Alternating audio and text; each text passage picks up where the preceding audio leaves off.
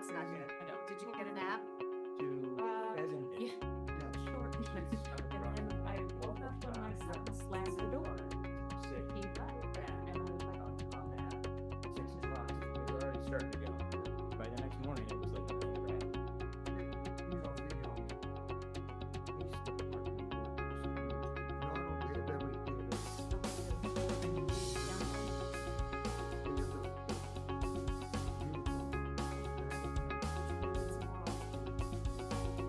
sounds like work. You know what? It's so satisfying because at the end of the day, you know, that's what we're accomplished. And I'm like, I know. And nobody else is involved. Yeah. It's all things. No complaints.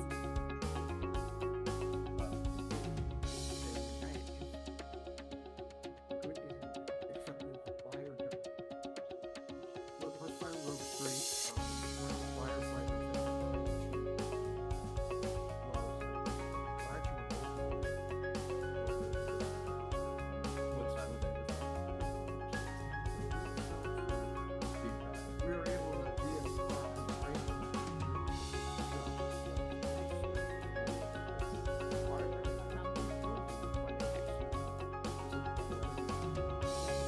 Thank you for joining us, Member Green.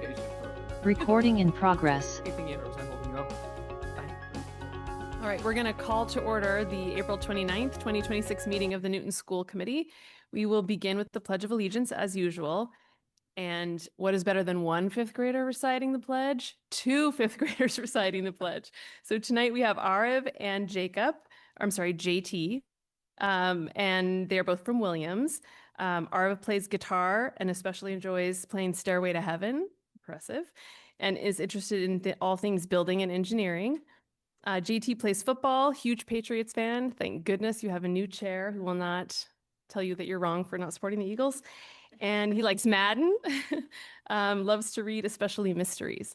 So if you would like to come join us, there's no obligation to participate, but if you'd like to stand, whenever you're ready, you can begin. Yeah. 3, 2, 1. I pledge allegiance to the flag of the United States of America and to the republic for which it stands, one nation, under God, indivisible, with liberty and justice for all. You want to say anything about your school or yourselves? Please go ahead. I don't have anything. You don't to have say. anything? Nothing, JP? I mean, I agree with JT. I also like to read. Okay. I enjoy Mysteries? school a lot. I feel like it's probably the same for the others, hopefully. How long have you been a Led Zeppelin fan? Quite a while actually. I only figured that it existed like a year ago, but it's pretty good. Awesome. I applaud you taking that forward. About you, JT. I have nothing to say. Well, you did a great job on the pledge. Thank you. Congratulations. We loved meeting you. Thank you.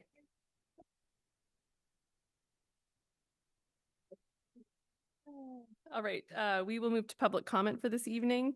Looks like we have one commenter in person. I don't know if we have anyone online. I'm thinking no. So it's a time reserved for members of the public to address the school committee.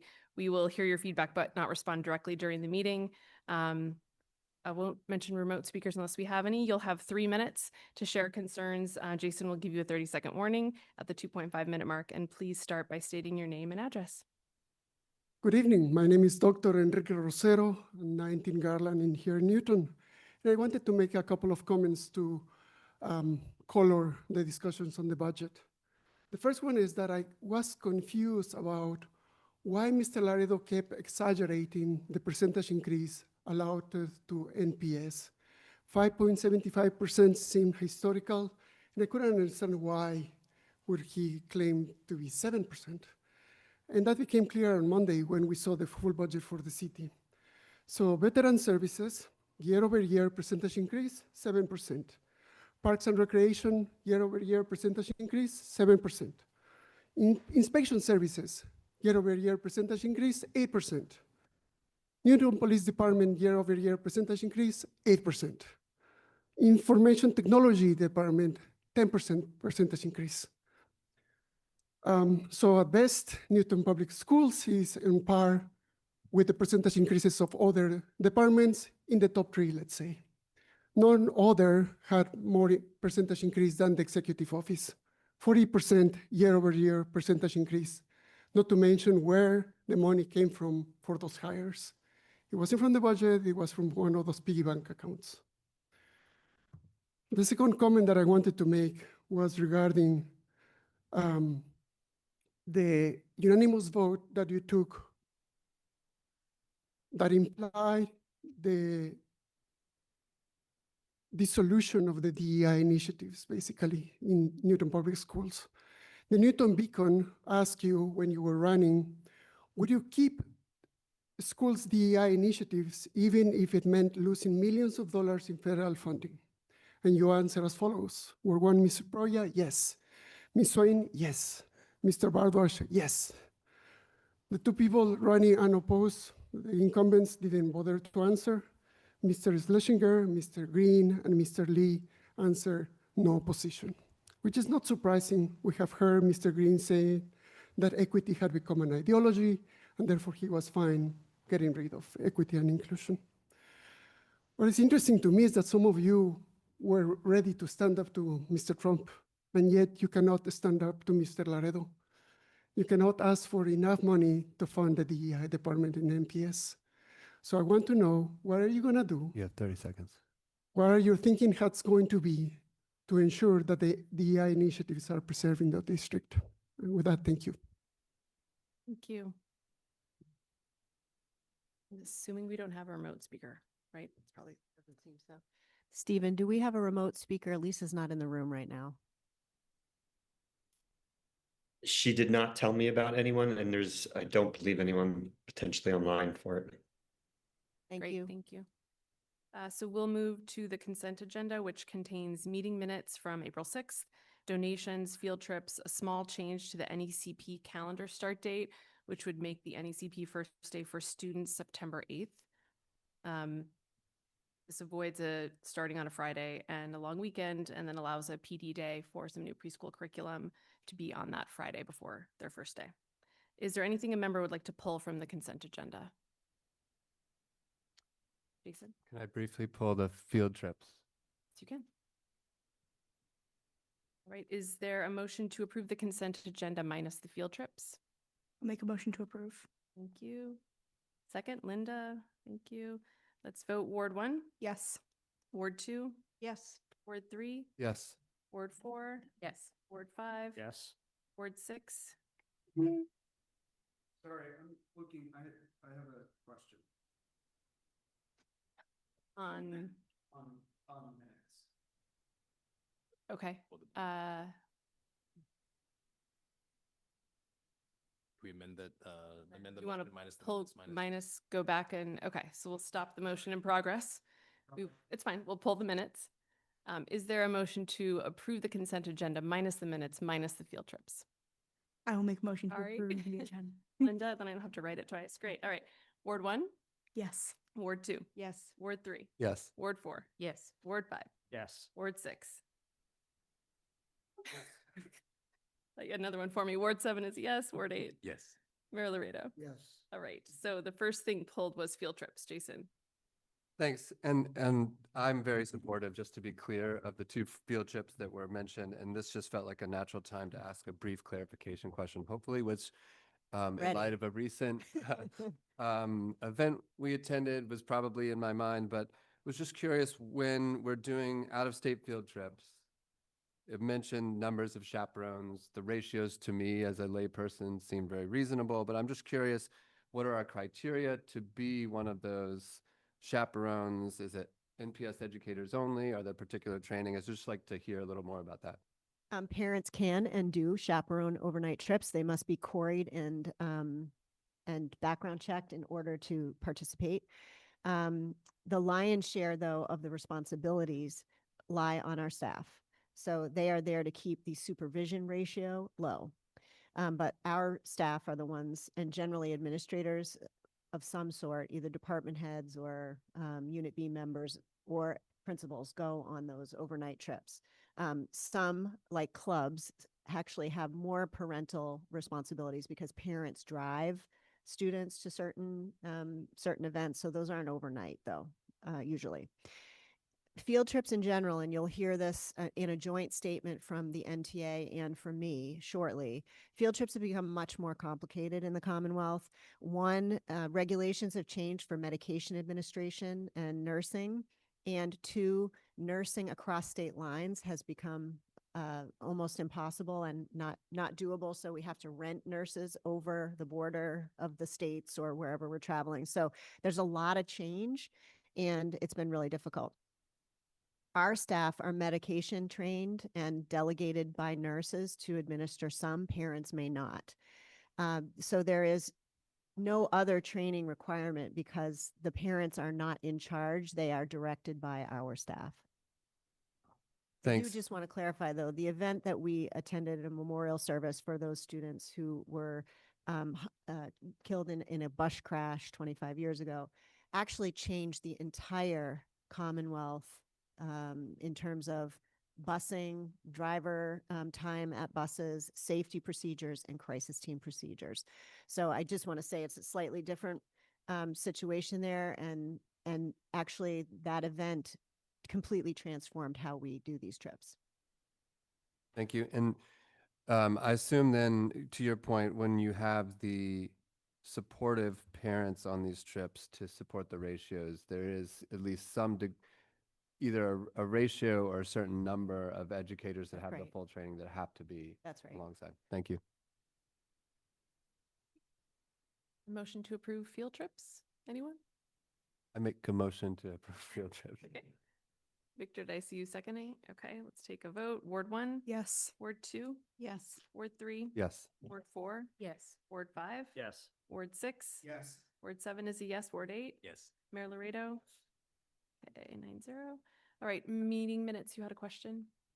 At the back of the minutes on the question of pledging vote, the minutes read motion failed. 9 yes, 0 no, 0 abstain. We should correct that. Good catch. Yeah, good catch. We need to amend that.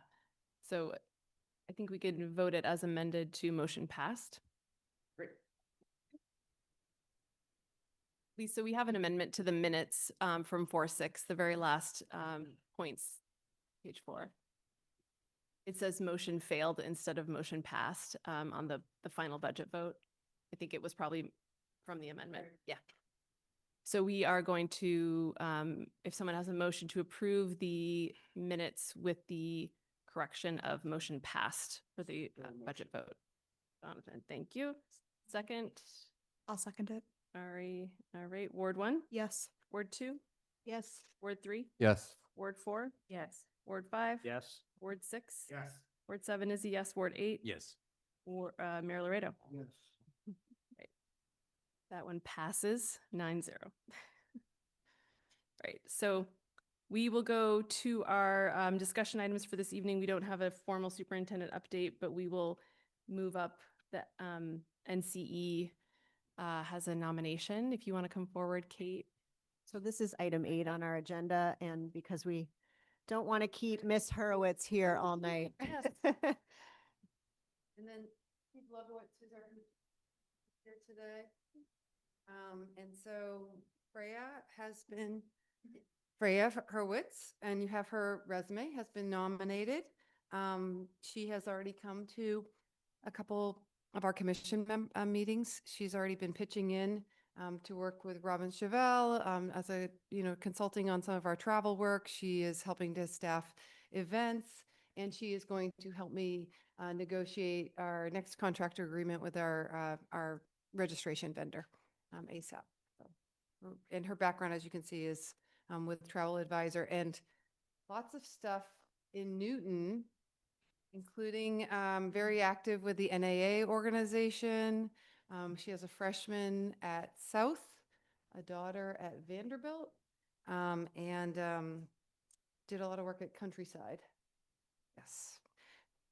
Kate, just for the members of the public, can you just explain that this is a board appointment and what that means? Sure. So the NCE Commission is composed of about 10 to 12 people, and the mayor's has a couple appointment spots. City Council does, the school committee does, And this is one of the school committee spots. Thank you. Yes. Anyone have questions for Kate or Freya? Jason? This isn't a question. I just wanted to say it was wonderful to read your resume, and I think it's really awesome that NCE will benefit from your background and experience in ways that I can sort of tangibly tie things that you've worked on that would be very helpful. So I think that's really exciting. Mayor Laredo, then John. So Jason beat me to it. Terrific resume, obviously really skilled. Thank you for your willingness to serve. We really do need people in this city to step up on our array of boards and commissions, and I'm grateful that you're willing to do it. Thank you. Jonathan? Is this an inform or will we be voting on this topic? We will vote it at the next meeting. Can you speak into your microphone? I would recuse myself from this process because Freya was also the treasurer of my campaign. So I don't know whether I do that now or I do that later, but I didn't want This that is to go appropriate. unobserved. Fine. Thank you. Good ethics. Nice job. As long as it means you won't vote against her. I'm just not Hot vote. voting at all. The ATM card. Cool. She'll bring a sense of humor to your work. Yeah. Thank you so much. Thank you, Freya. Thank you. Thank you, everybody. All right, so we'll go back to the top and discuss the superintendent evaluation overview. Do you want to start or do you want me to give a quick? You can start. Yeah, so an email went out to the members yesterday with a template with the rubric in it. Tamika's done this a million times before, and I was new to it last year, and I found it to be a somewhat kludgy amount of information. And so we've tried to kind of narrow it down. There were 5 indicators that the previous committee chose. And so those are in green. You do not have to evaluate on all of the indicators. The green ones are the ones that we have chosen. You can make comments on other things, and you'll see that one standard area didn't have any indicators chosen. However, you'll notice that the superintendent in her evaluation of her student learning and professional practice goals ties in those indicators in different places. And so you might find yourself making comments that have to do with personal practice goals or student learning goals. And if you don't know where to put them, it's fine, because there is not a bucket really to put those in place. So if you have questions, we can talk about it. They're due May 11th back to Lisa, who will give them to me. I will try to put together a compilation that will then come out to you, and we will discuss in an open meeting the compilation of the feedback. And I think our voting on a rating is June 1, I think. And then I think the superintendent's going to present some of her self-evaluation. I was just simply going to illuminate for the public that the evaluation of the superintendent is a public process. It's voted by the school committee, and they generate individual reports that are aggregated into one. The process involves a self-reflection from me, which the school committee has in front of them this evening. I left in it the reflections and the goal areas that I have addressed in previous evaluations from the school committee, but anything that's in green in any of the documents that I gave you are the ones that were chosen for your review now. You all know where to find me, so if you have questions about artifacts, you'd like to hear more about an area, I'm happy to give you more information.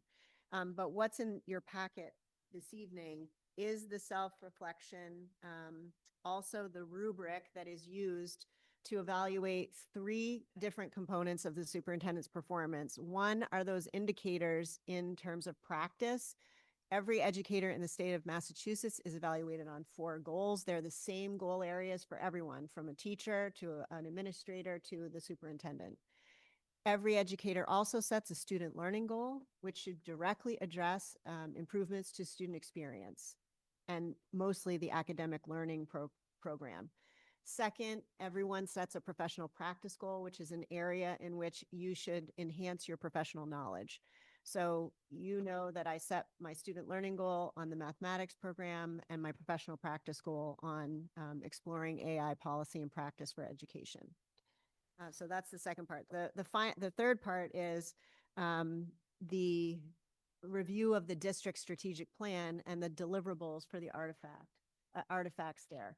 We are very much ahead of schedule in terms of the expected deliverables. So you have a report that says what things have been delivered to you and where. You also have links to the strategic plan. Our team has put in artifacts under each deliverable for year one so that you can see where we are in that process. The dashboard that has the deliverables that are data driven will be implemented this summer after you all go through this evaluation process. Superintendent Nolan, I have a question that I noticed while I reviewed all this, and maybe yourself or Tamika, Mark might have some thoughts on this, and excuse my ignorance on the topic, but why are there no soft skills in here? It's all about, did you get this done? Did you get this done? But not how did you get it done? So when you say soft skills, meaning? Like, you know, are you engaging with your staff in the appropriate fashion? Are you engaging with teachers in the appropriate fashion? And just the soft skills that are so important as a superintendent. So I think Desi would tell you that those are embedded in both the professional culture and the family and community engagement standards. So standards 3 and 4. The prior committee in their first iteration, they've focused a lot on standard 3 and my communication and engagement with the community. So they didn't focus on it this time. But you can read those assessments, which were about those things. How well did I map the concerns? Did I listen? You know, those types of things. I can actually add on to that too. In the guide that is attached to the email, you'll see there's a section it's from Mask that describes some of this. And it actually says that governance boards are focused on outcomes and not on implementation. So I think this is part of the sort of governments versus the nuts and bolts of implementation, and that we are supposed to be pretty laser focused on the outcomes that are coming out of the district based on her leadership. Matt? Oh, sorry. I would, yes. However, I feel that there's always room to embed in your commentary any number of, soft skills as you would describe it. I think that feeds into and it builds on your overall interpretations. And I always found that I didn't lack for the ability to put the thoughts in. Whether they make the summative evaluation at the end of the day, that's a whole nother story. But your individual report is a reflection of what your thoughts and your perspectives are, and all of those things feed in and are valid, I would argue. And just so you all and the public know that all of your individual ratings are released, and they're released to me as well. And then the chair will aggregate into a final that is filed with Desi at the end of June. Other questions on that? All right. So school choice overview is next up. Special guest star, Liam Hurley, will be presenting on school choice. Just for variety, I thought you might want to hear from Liam. Good evening, everyone. Steve from Britannia may be coming to bring a package. Okay, he's got it for me. Thank you, Stephen. Just like magic. So we're going to just be presenting on school choice tonight to you folks. This is something that we need to bring forward every year to the school committee to vote on. It's been, to my knowledge, Newton has actually not passed school choice in any recent time. It could have happened in the past. Maybe the mayor would know, but to my knowledge, it is actually. I don't think we've ever been a school choice community, certainly not in the last 25 plus That's right. years. That's my understanding. So just moving right, Stephen, just to the next slide there. Okay. There you are. He's come down out of the ceiling.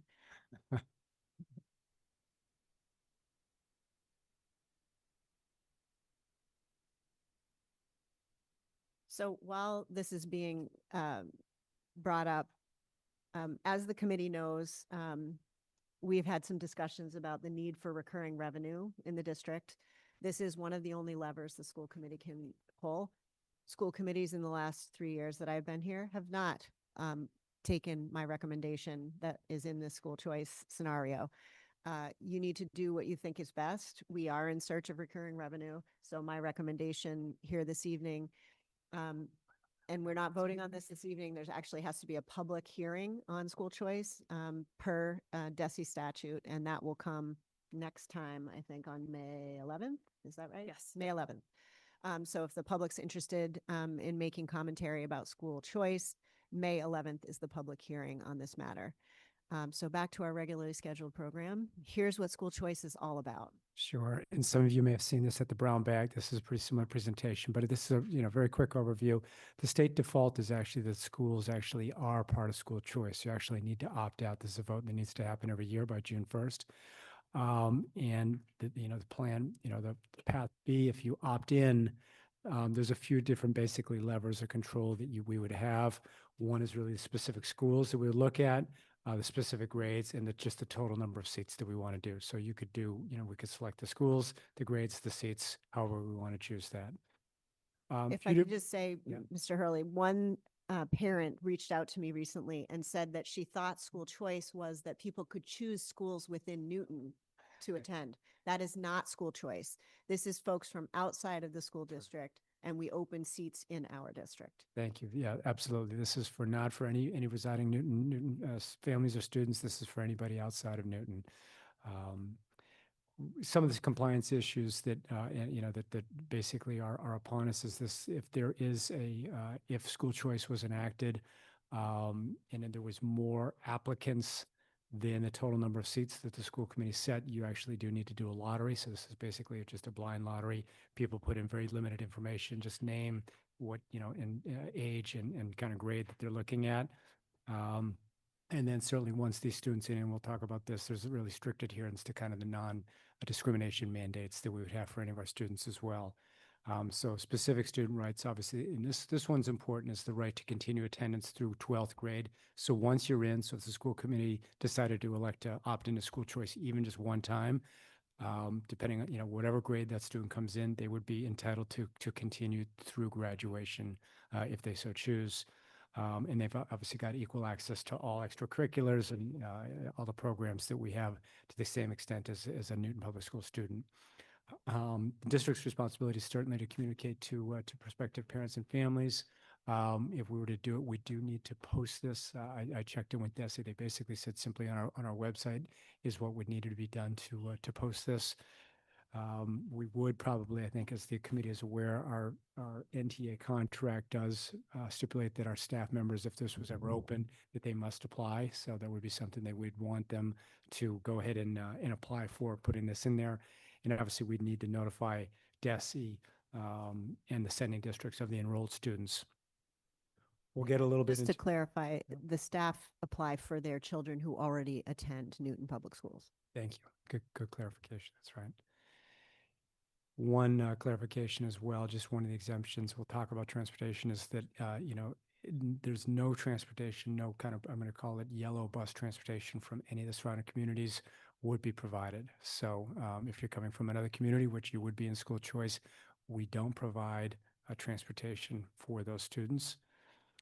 So just the kind of the pieces though. So as I mentioned, there's no transportation for a student. If there is a student, however, whose IEP does dictate that they would be receiving specialized transportation, for us that's typically on a van, we would be providing transportation, and we would basically, the resolution is that the sending district, so wherever that student was living or residing, would be paying the full cost back to NPS. So both a yellow bus or specialized transportation, there should really not be, there's no cost to the district. This is the kind of the base model. We just put 20 as a number. The superintendent actually put a number of a recommendation of 80, but I just put 20 as just a simple baseline number just to understand the formula. This formula, the $5,000 has actually been there for quite a long time as well, so that has not increased for quite some time. That's basically the base tuition per year, and it's prorated by month. So there are some cases, I think many districts, they have students that may move in or move out, depending on the timing of that, and they are prorated. So in addition to that $5,000 per student, There is what's called special education increments. So the total of those two, that base 5,000 plus any special education increments, and I'll talk about that in a moment, would be the total district reimbursement that we'd be receiving.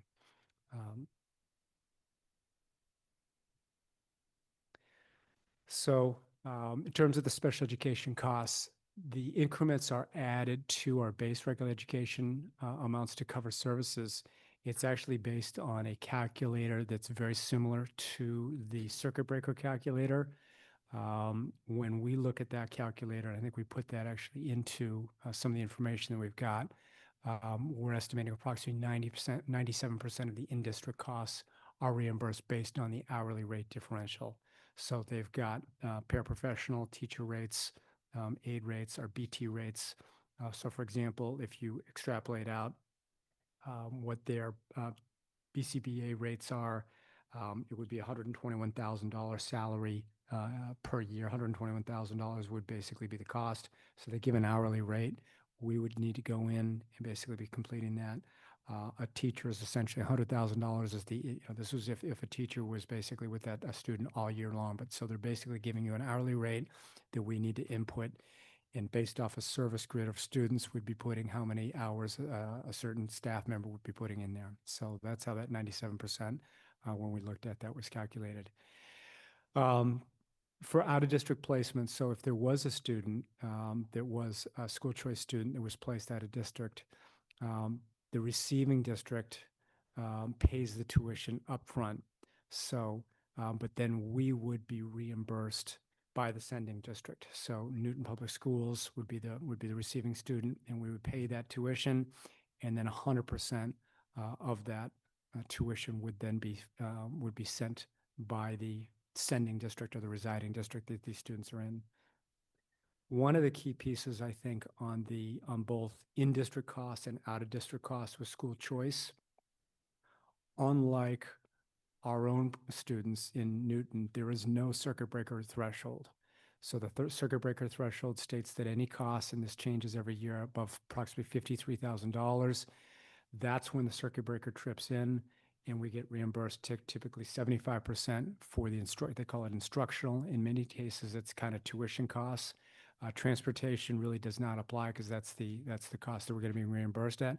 But there's no threshold for school choice students, so we should be getting 97% of those costs for the in-district costs and 100% of the cost for the out-of-district if any student was placed out of district. So there's no minimum threshold for those school choice students.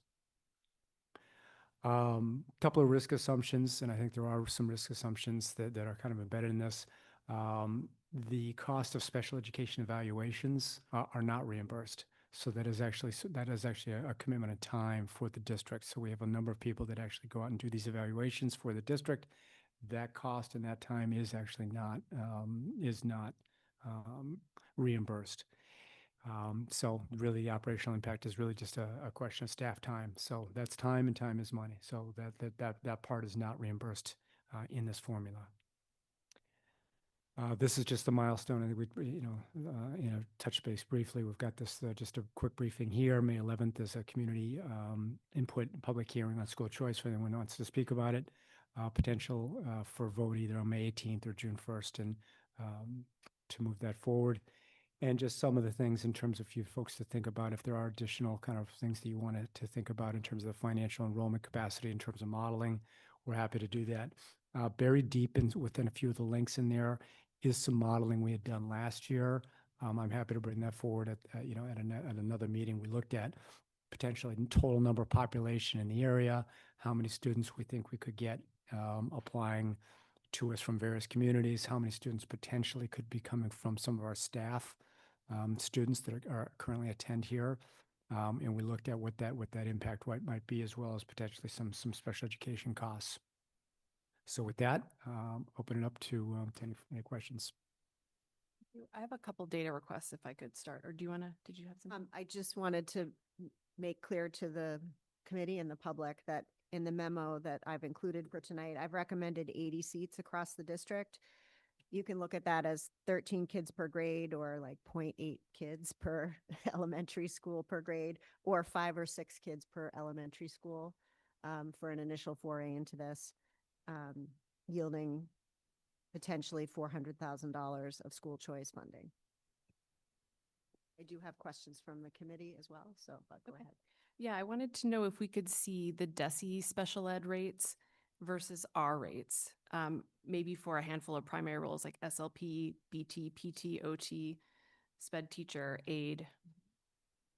Add in a couple more if I'm missing some of the big ones. But I know with Circuit Breaker in the past, I had heard discussion that maybe our rates were higher than what Circuit Breaker reimburses. So I just want to make sure that that 97% strikes me as very high. And I just want to know what those specific things are. And then is there any ELL cost recovery for ELL services? So I would need to take a look at that if the ELL was typically was considered special education service, Not. but it's not. So I don't think that that would typically It would. be included. I do encourage the committee to explore the links that Mr. Hurley and I put in here. I do think we did this analysis previously. I'm not sure if it's included here, but I will check into it. There's also all the FAQs from the last 2 years of the school committee are included there as well. Yeah, and I'll send this around. This is actually, you can't read it here, but this is this cost calculator, and it basically gives out those rates. And there's about, looks like probably 20 positions or so listed in their hourly rates. So I'll send that out to the committee. And I think he is comparing it to our hourly rate. Sure. Yeah. Yes. Did you want to go through committee questions or do you want me to? Sure. I just want to make sure we cover everything. So there were just 2 questions or 3 questions about school choice. So one, is there any credible non-financial argument in support of your recommendation, or is it 100% about money in your view? And slide 8 shows tuition as $5,000. This is the full tuition in an environment where our enrollment is declining. But the math changes if our enrollment starts increasing. Can you walk through how that works? So I don't know if you're going to take that second one and you want to do that, and then I'll take the first one. Sure.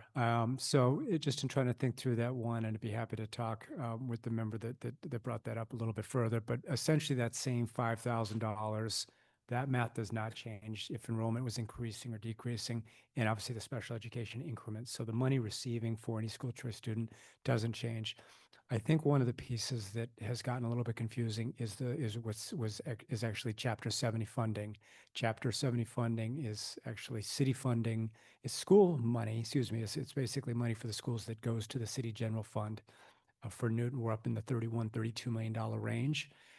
And Newton is in what's called is considered a minimum aid district given our wealth.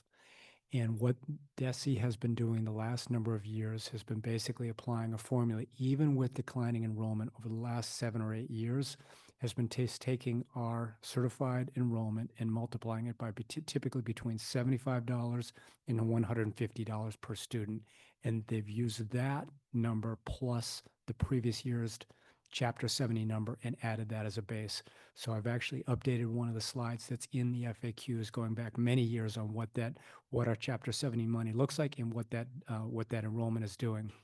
So with declining enrollment or increasing enrollment, the benefit is that we'll get that $75 or $150 per student with the Chapter 70. Last year, God bless you, one of the pieces that we had looked at is that when you take the 30 plus or minus $1 million of Chapter 70 and divide that by approximately 11,500 students, that comes out to $2,500 per student. So you could say, well, that's how much each student we're getting. But right now, we're in a held harmless position. Most districts are in a declining enrollment. So our numbers are not right now going down, and they're basically being increased by this $50 to $150 per student enrollment number. So sorry if that's been a little bit confusing, and I'm not sure if I answered the members' questions there. The school choice numbers remain the same. And if we had increasing enrollment, to me, the biggest risk with increasing enrollment would then just be the idea for school choice is actually just filling empty seats. The goal is to have this as limited marginal cost as possible. So if you had increasing enrollment, which we're not projected to do for some time, if you had increasing enrollment, would that create a squeeze in any of our schools? And that to me is a risk as well. Go ahead. So Ms. Ben's I question. think the comment that we're on is today we get Chapter 70 for the teachers' kids, That's correct. but in school choice, if they come to us through school choice, then we do not get Chapter 70 for them. That's correct. The sending district actually then receives those students as Chapter 70, as Chapter 70. So we would be losing the revenue, but again, that would be approximately $75 to $150 per student loss. So if all 146 students that are NPS staff came, the city of Newton, the Chapter 70 money would go down approximately, in my quick estimate was about $21,000. Right. And if we started growing again and we escaped the hold harmless situation, Yeah. then our formula would create more funding per student. Yes. Right. So there would Yeah. be an opportunity cost to these kids having shifted from today we get the Chapter 70 to tomorrow we don't get the Chapter 70. Yeah. So that's the opportunity cost that I'm trying to figure out what is the number that attaches to that, because our projections do say that in the next 2 or 3 years our enrollment's going to bottom out Supposed to go up. growing again. Yeah. Okay.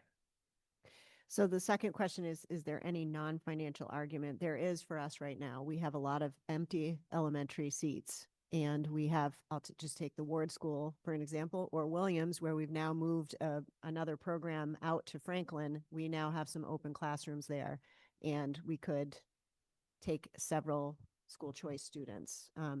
Those are the ways that I have used school choice in the past to fill empty classrooms to generate revenue. To generate revenue, but not to do some other thing. Well, in the case of Ward, for example, there are many grades where there's only one section of the teacher. There's no one to plan with. There's no capacity to have a second classroom if you're having a difficult class mix. There's no, it's a real. Yeah, but you're not going to But use you're school not gonna- choice for that. I got it. Getting- You're not going to use school choice for that, because then you'd have to add a section, add a teacher, and they'd blow up the whole cost. Well, I'll give you an example. So the Ward School could, and this has happened, and Aisha can tell you more. We're creating artificially low classrooms, 2 artificially low classrooms, because 1 is too high on it. So you won't have a class of 28. So you'll break it into 2 14s, and we'd have 2 6 slots at each school, at each class, and that would help to recoup some of those monies. I'm, Excuse me, I just want you to be able to finish. You said. I understand that point. Are there other non-financial arguments in favor? So school systems sometimes want more diversity within their system. They need more people. And so they don't want to close schools. There's lots of reasons that schools do it. For us at this moment, it's filling empty seats and trying to give us recurring revenue to address our budgetary issues. Laredo, then Victor. I don't frankly understand at all the argument about empty seats. If you have 2 classes of 14, that's great. I don't think anyone's going to complain about that. This is to me, this is strictly a financial analysis, and you're making the argument that getting $5,000 per student with all the extra costs when we have a close to $25,000 per student actual cost for each kid is worthwhile. That's something this committee will have to grapple with. Mhm. Thanks. If I may, Madam Chair, the classroom spaces that are open actually are the reason that you do that. So you're already spending the amount of money for a classroom ecosystem for the 14. So when you add the 7 other students, you do recoup some of those monies. So, and it's unrealistic to say that the per pupil cost is executed in the manner that you're saying that it does. So I understand we disagree on this. My job is to present this to you and to answer the questions of the members. And I'll just remind my colleagues that school committees for the past 25 years have rejected this, I think, for very sound reasons. Thank you. Victor, then Ben, then Jonathan. Thank you, Madam Chair. I think this question has been already asked, so I'm just trying to think about whether it's worth reframing it. The question I guess I'm asking you is, if we think about it from the student's perspective, is there what are the top pros or minuses in your perspective that the students would get from something like this? You mean our Newton students? Or Newton students, I'm sorry, not the, yeah, So existing students. we don't give out labels, so no one knows who's a school choice student and who's not. So just as we do our MECO program, students would matriculate here and they would be Newton students, and we treat them as such. So the difficulty, of course, is no transportation. So it's really a parental difference. So we don't provide the transportation, they must. So that's a decision families have to make. Got it, thank you. And this is more of a comment that hit me now, so it's admittedly wild, I'll just say this up front. There is a part of me starting to wonder whether if there's a question of open seats and we're wrestling with this concept of neighborhood schools, do we in some foreseeable future find a way to get voluntary adjustments of over, like, could we do adjustments even within our existing, this is rhetorical, within our existing district for the schools that are maybe a little bit more overcrowded, like Ward, to say, hey, these are seats that are open. If you're willing and want to switch to this other school, maybe we'll find a path to be able to do that. It's very tricky for many reasons, but. So that capacity already exists through our requests for Our buffer zones buffer as zone, well. and also, families can make those requests now. And yes, as we open schools, the student assignment working group will continue to look at those buffering patterns and make sure that we're filling seats. Do we, I know I didn't give you time to think about this, but is there, how in demand is that right now, roughly speaking, just in general terms? Is that something that's well? I can get you that information. Okay, yeah, there's no rush on So that. Thank you. how in demand are the transfers? Yeah, I'm just curious to know where current state is on that, if possible. No rush. Yeah, I just need to be able to ask elementary and secondary. so There's no let me rush. It check. just came to me now, yeah. I do have one other member question. So part of it I can answer, and then the other part, I don't know if Mr. Hurley did, but it's a two-part question. Do we have a plan for which schools and which grades we would house the 80 open seats? Is this elementary school focused? I would say it is elementary school focused, and we would need to look at the matriculation rates for the year that we decide to do, if you should decide to do school choice.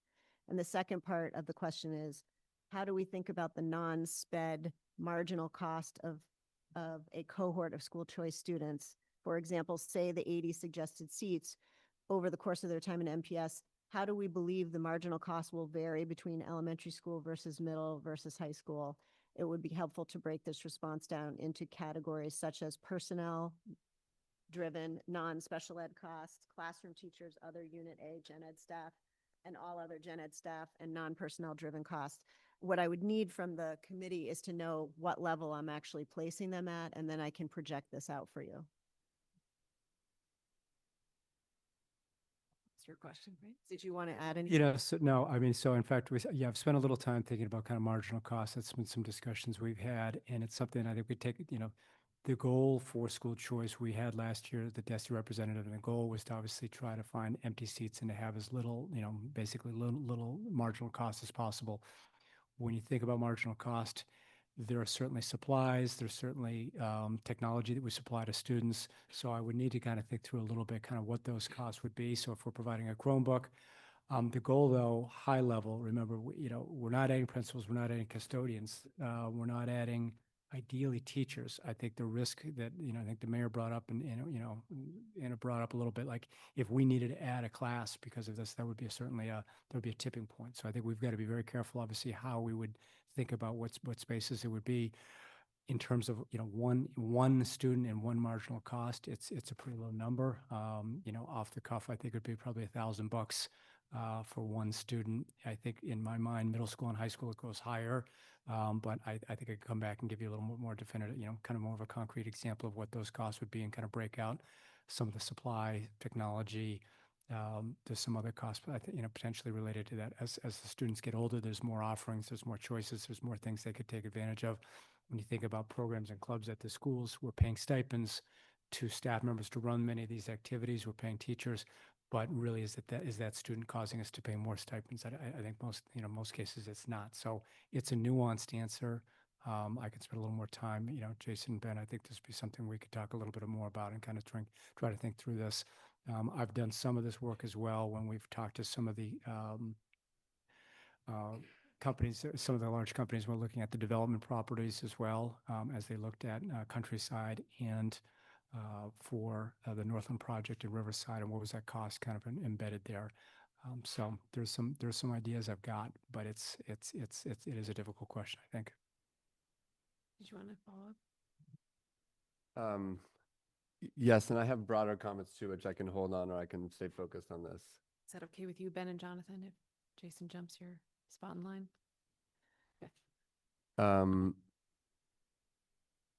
I don't want to jump my spot in line. I'll stay focused. Thank thank you for the response. It's very helpful. I think as it relates specifically to marginal costs, the reason why I think that's so important is especially for our neighborhood elementary schools, where I think it's a simpler picture versus, as you acknowledged, middle and high gets a little more tricky. Yeah. You know, I was just as a thought experiment looking at high school, where we have two large high schools. So imagine, just as a thought experiment, we enrolled 80 open seats into a couple of grades in elementary schools, and we topped up the classrooms, et cetera. And then they moved their way through, because we should be modeling this over the 13 or the number of years that that cohort would be in our district. Because it's got to, I really understand why we're looking for recurring revenue sources, but it's got to be net positive in the end. And so, like, imagine we have those 80 students now in grades 9 through 12, or 40 split across our two high schools as an assumption, right? Now,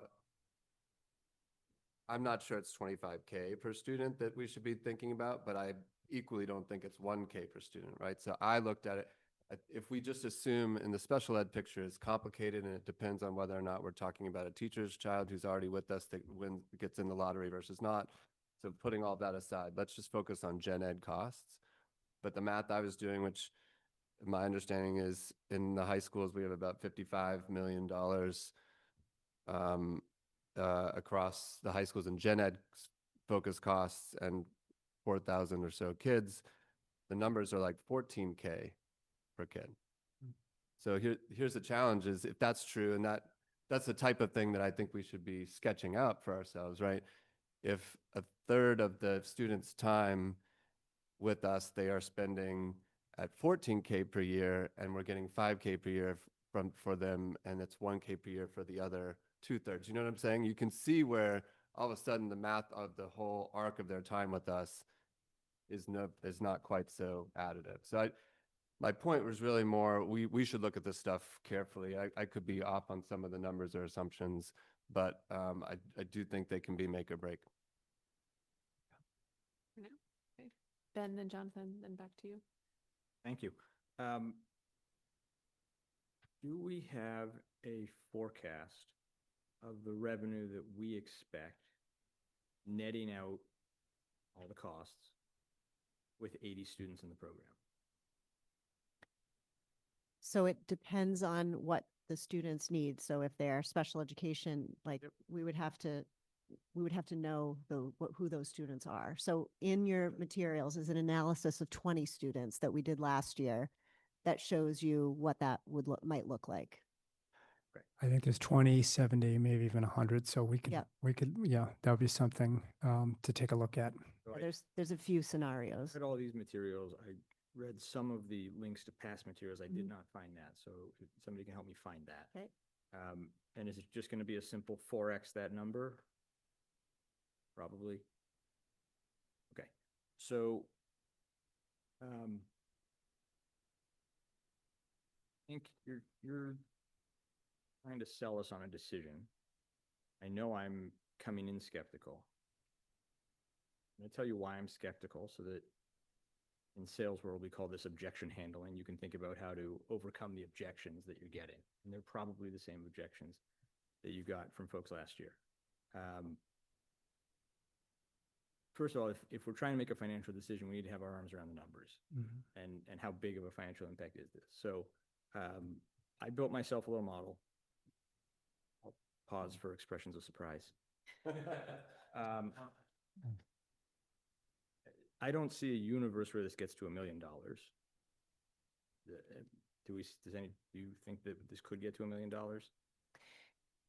Right now, I think we should open a one-time opportunity for whatever the committee is comfortable with. You know, I have been here 3 years. This district has had 6 years of budget cuts, despite rising percentages from the city. There have been budget cuts for 6 years. I am trying to pull every lever that we can to address those issues. I understand.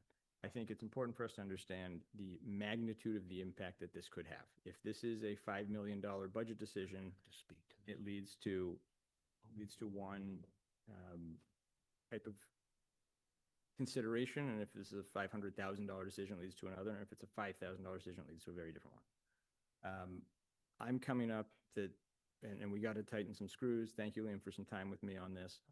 Alicia had a good idea before the meeting. It looks to me like we're going to wind up in the mid to low six figures is probably what we're going to be talking about for 80 kids.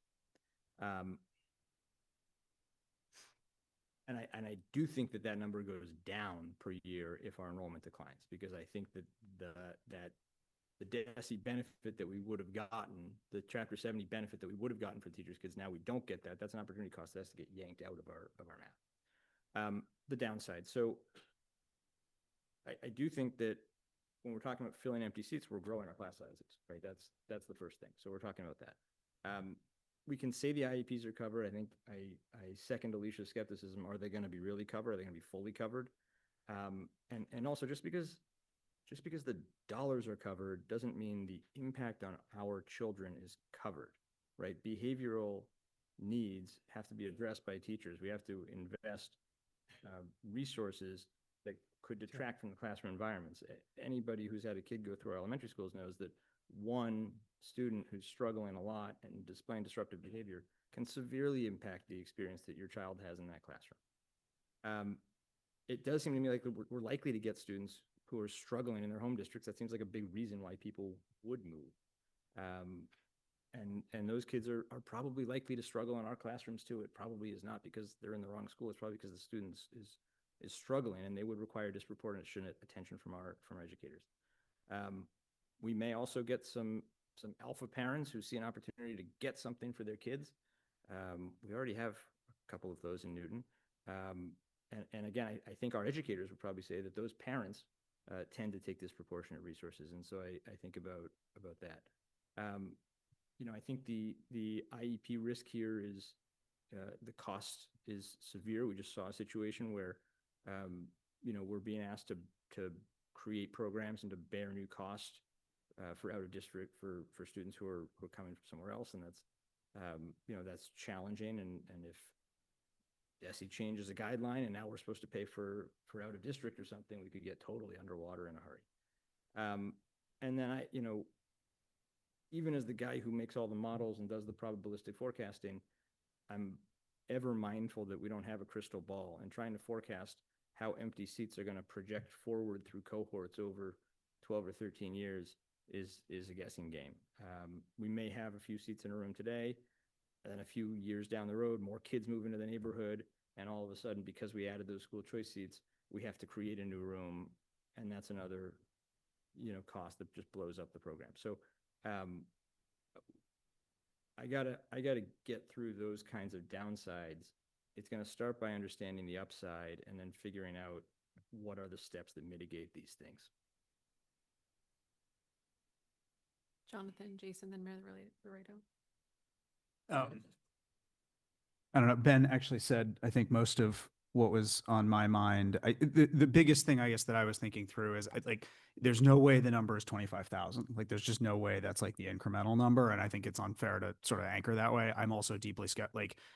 I'd need to see some real math to get my brain around how to think about 5, because that feels pretty skinny to me as well. So Ben's articulated the math that I would need to understand in this universe. I do think.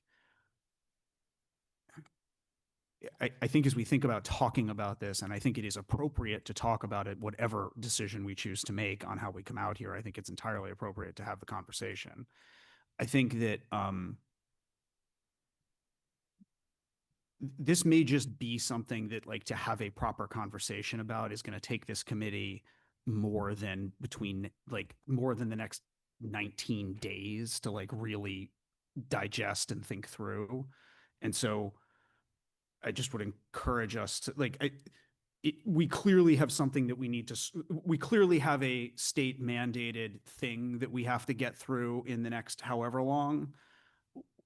I don't think that it is, I think it would be constructive of us to maybe disentangle the decisions that we're trying to make about how this committee and how the city should think about this issue and this, whether it's an opportunity or a way to touch the flame. I haven't decided yet, but like, I think it would be constructive to potentially disentangle those things, because I personally can't get my head around how I'm going to get through Ben's list in the next 19 days, but I think the issue is really important.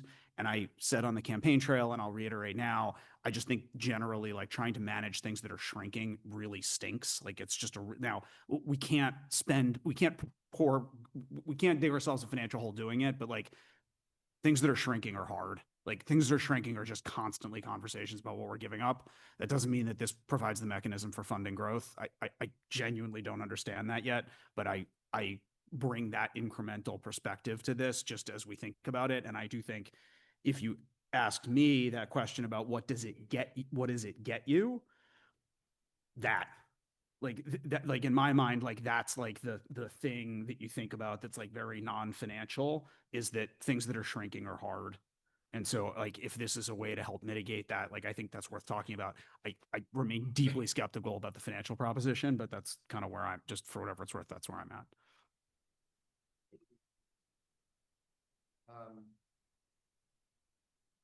I very much agree with Ben and Jonathan's comments. You know, just to reiterate, I think that this really does merit evaluation. I think the modeling is got to be pretty in the details, like on all the dimensions we've talked about and key assumptions. We probably need to have scenarios around the things that we have to guess at and be comfortable with the reasonable range of scenarios of percentage of teachers or whatever. We should decide what those are. That those things do, I agree, take time. You know, I've followed this issue for 2 years, not 25, and I think it was lighter touch last year, but it was pretty hot and heavy 2 years ago. And I think my impression from that, and we, you know, winds of political views change, but my impression for that was the community. This would be a tough one to swallow for the community, not just for the logical and numerical reasons, but you know, so I do think that's why it's worth saying, is there you know, with scenarios that we'd be financially comfortable with, is it worth tackling, and we get comfortable with all the logic and the numbers, is it worth tackling that sentiment for the amount of dollars there? And my takeaway 2 years ago at a higher level was it was tough to find that overlap between something that was tractable and was worth it, you know, in terms of magnitude. But that doesn't preclude us looking at it again, because these things change. One of the things that was not addressed yet, but there was some very helpful data presented, or was around the wide range of districts in the state that do participate and how many active students do they have in it. And the key takeaways I had from that is, you know, we talk about different sets of comparable districts to us in economic or academic or other ways. And I played with that list. It's between 10 or 20 different districts. Not one of the 10 or 20 that we look at typically does school choice. So that's worth thinking about, you know, because that's not historical. That's like right now, they're not doing it. And I would also say that stratifying the districts that are maybe not quite like us that are doing it, 80 to 100 students is a lot. Now that just may mean they're smaller districts, so on a relative basis, but this would be a big, and I hear some flexibility in the proposal, and as I'm not trying to jump on the number per se, but that would be a large number, I think. So those are all the things that coalesce to me in saying, I think effectively what Jonathan, you said, which is we need the time to wrap our arms around this. So I appreciate what Jonathan said, that 25,000 is not the right number to look at. It's not. But I put that out there for a reason. The $5,000, as far as I know, has been the exact same amount for what, 20 plus years? It's been a long time. A long time. Yeah. $5,000 20 or 25 years ago would have been a fairly significant portion of school cost. We're going up, Dr. Nolan, said deliver level services roughly 7% more this year? Okay, in the previous year, we were 5-6%. So map that out, folks. Over 10 or 12 years, you have the same kid in the system. They start in kindergarten. Per pupil cost by 13 years later is going to be far greater than 25,000. I haven't done the math, but my guess is you're really looking at probably more than doubling it just based on our own level funded services. This is what we need to do the same thing we did last year analysis, and you're still at $5,000. So when you do all these analyses, you can't just look at it, what it's going to be this year, but you got to look at it 10 years hence. I think if you apply even a fraction of that, it makes the case, frankly, even more compelling financially that this is, I'm going to be really blunt, is not a good idea. And again, I don't disagree with the idea that you periodically review your decisions. That's healthy. But nothing financially has changed here except that the financial benefit to us is actually reduced in real cost, in real dollars, because the 5,000 is fixed. And I see zero, well, I'll never say zero. I think it's highly unlikely the legislature is going to see itself to raising that number anytime in the near future, given everything else that's going on at the state level.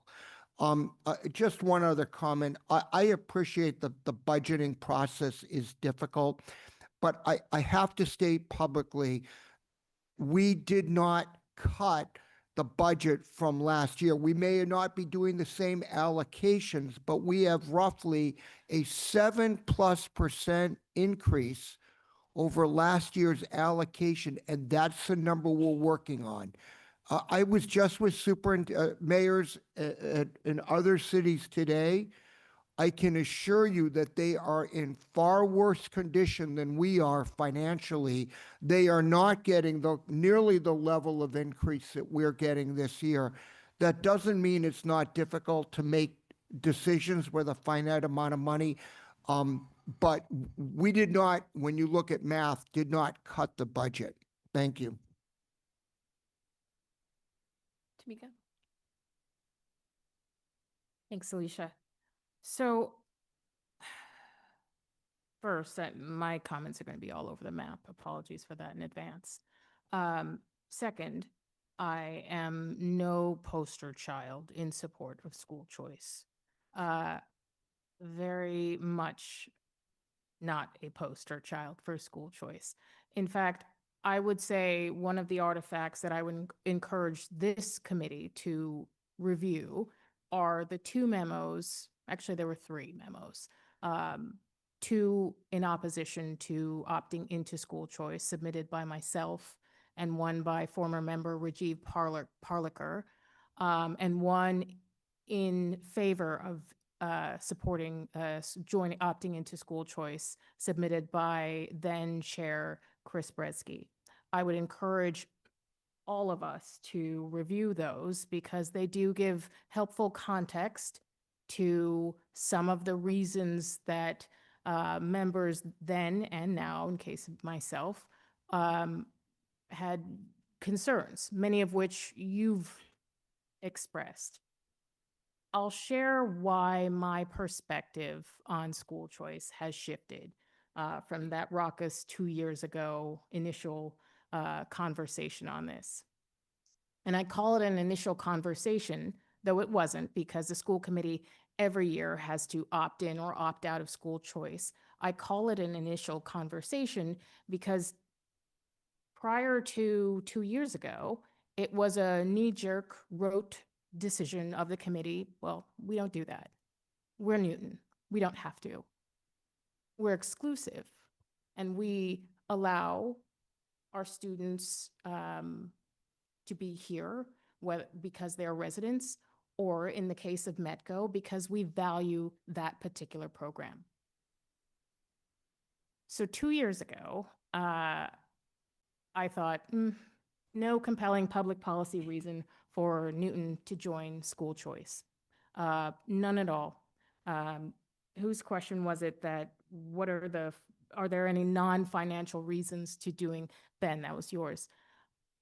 I was right there with you. If in my mind, there were clearly no non-financial reasons to opt into school choice. I would say, again, my perspective has shifted. The primary non-financial reason that the superintendent has discussed is the fact that we have capacity. We have capacity right here today, and it would not be a hardship for us to welcome in additional students to bolster our numbers.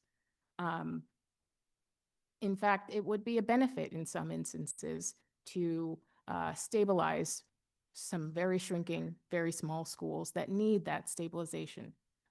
Granted, I was right there with you 2 years ago, and I said that's not the primary purpose of school choice as it's being presented to us. However, it is an ancillary benefit, and I think that's valuable. So some facts that we have to consider. Mayor, I appreciate your point that our allocation wasn't a cut to the budget. It wasn't. It was a very generous, very sizable increase to our budget. But nonetheless, it required cuts to programs and positions that we should, and I believe do, hold dear. Therefore, it was a cut in that respect. And so year over year in my time here, 6 years now, we've had to make cuts. Many of those cuts are to programs and people and services to children that don't come back once they're cut. My perspective has shifted from 2 years ago because I'm a little tired of year over year having to make cuts. And so when I think about the fact that we don't have a way of self-determining our own funding, we can't even say, Educational Stabilization Fund, we want this amount, and we get it. That is not our sole purview or ability to make those judgments. It's just the way our system of government is set up. This is the only mechanism that we have to bring in some funds. And I hear you. It's a question that we have to figure out what exactly are those funds. But even if it's in the mid 6 figures, I think again, that might have been you, Ben. Even if that's the number, think about how incredibly beneficial that number would have been infused into this year's budget. What would we have been able to do with a mid 6-figure increase? That's the way I'm thinking about it now. That's the cold, logical way that I'm reviewing a decision that I was very much vehemently in opposition to 2 years ago. It is a means to an end, and the end that I think we should all be desiring is this cyclical year-over-year cut. Whether the allocation increases or not, our expenses are outpacing those generous allocations, and that alone is not enough. So I'm going to look back at my notes because I had scribbled a lot of things. Oh, I heard the deep skepticism about the financials. I think, yes, we do model and figure out, mapping out over time, what the true costs might be, as well as what the true revenues might be as well. That's just in due diligence, that's important to do. But I don't know if the answer is necessarily one that we can say, well, that's not enough. Because right now we just don't have that stream of revenue. This would be an extra. And I think the extra is worthy of a real hard look and analysis. Let's see, what else did I want to say? To the point about being out of step with the community. I agree. We would definitely be out of step with the community. Newton values and views itself as a very exclusive place to educate one's children.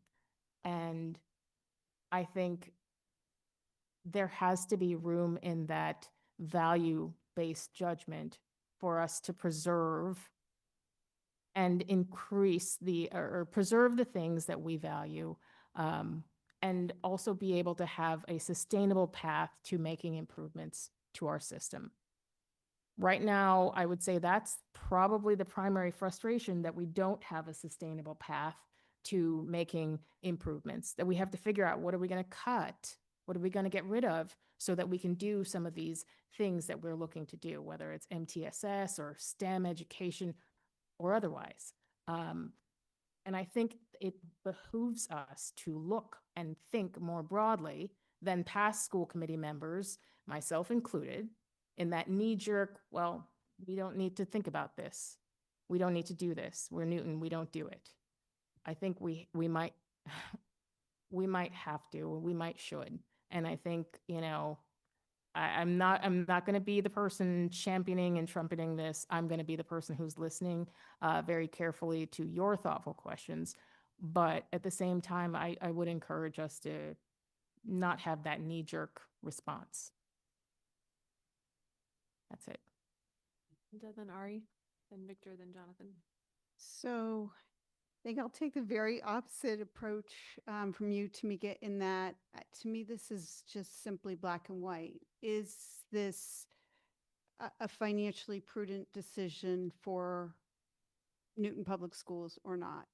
And I think we do need to run the models, and that has to be a pretty sophisticated model. So we need to know what is the lifetime plus or minus for every student, depending upon what grade they come in at, because it's different if they come in at first grade than if they come in at third, than if they come in at fifth, etc.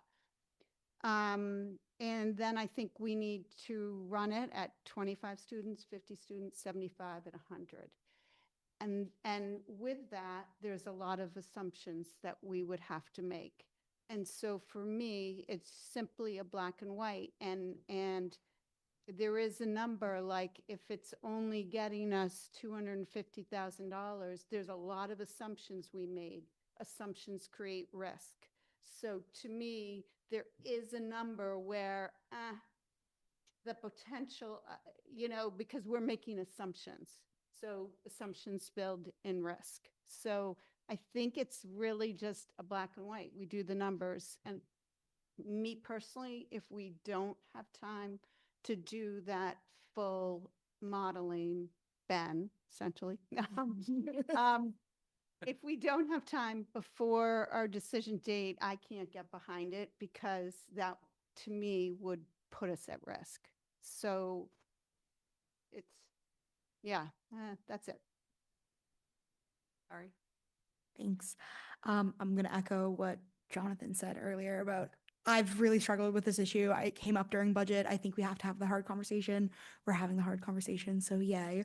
But there's an issue here of like, we're on a deadline, but there's also this, does it work for us type of mentality. So I'm just going to leave it at that and not reiterate what everyone else has said.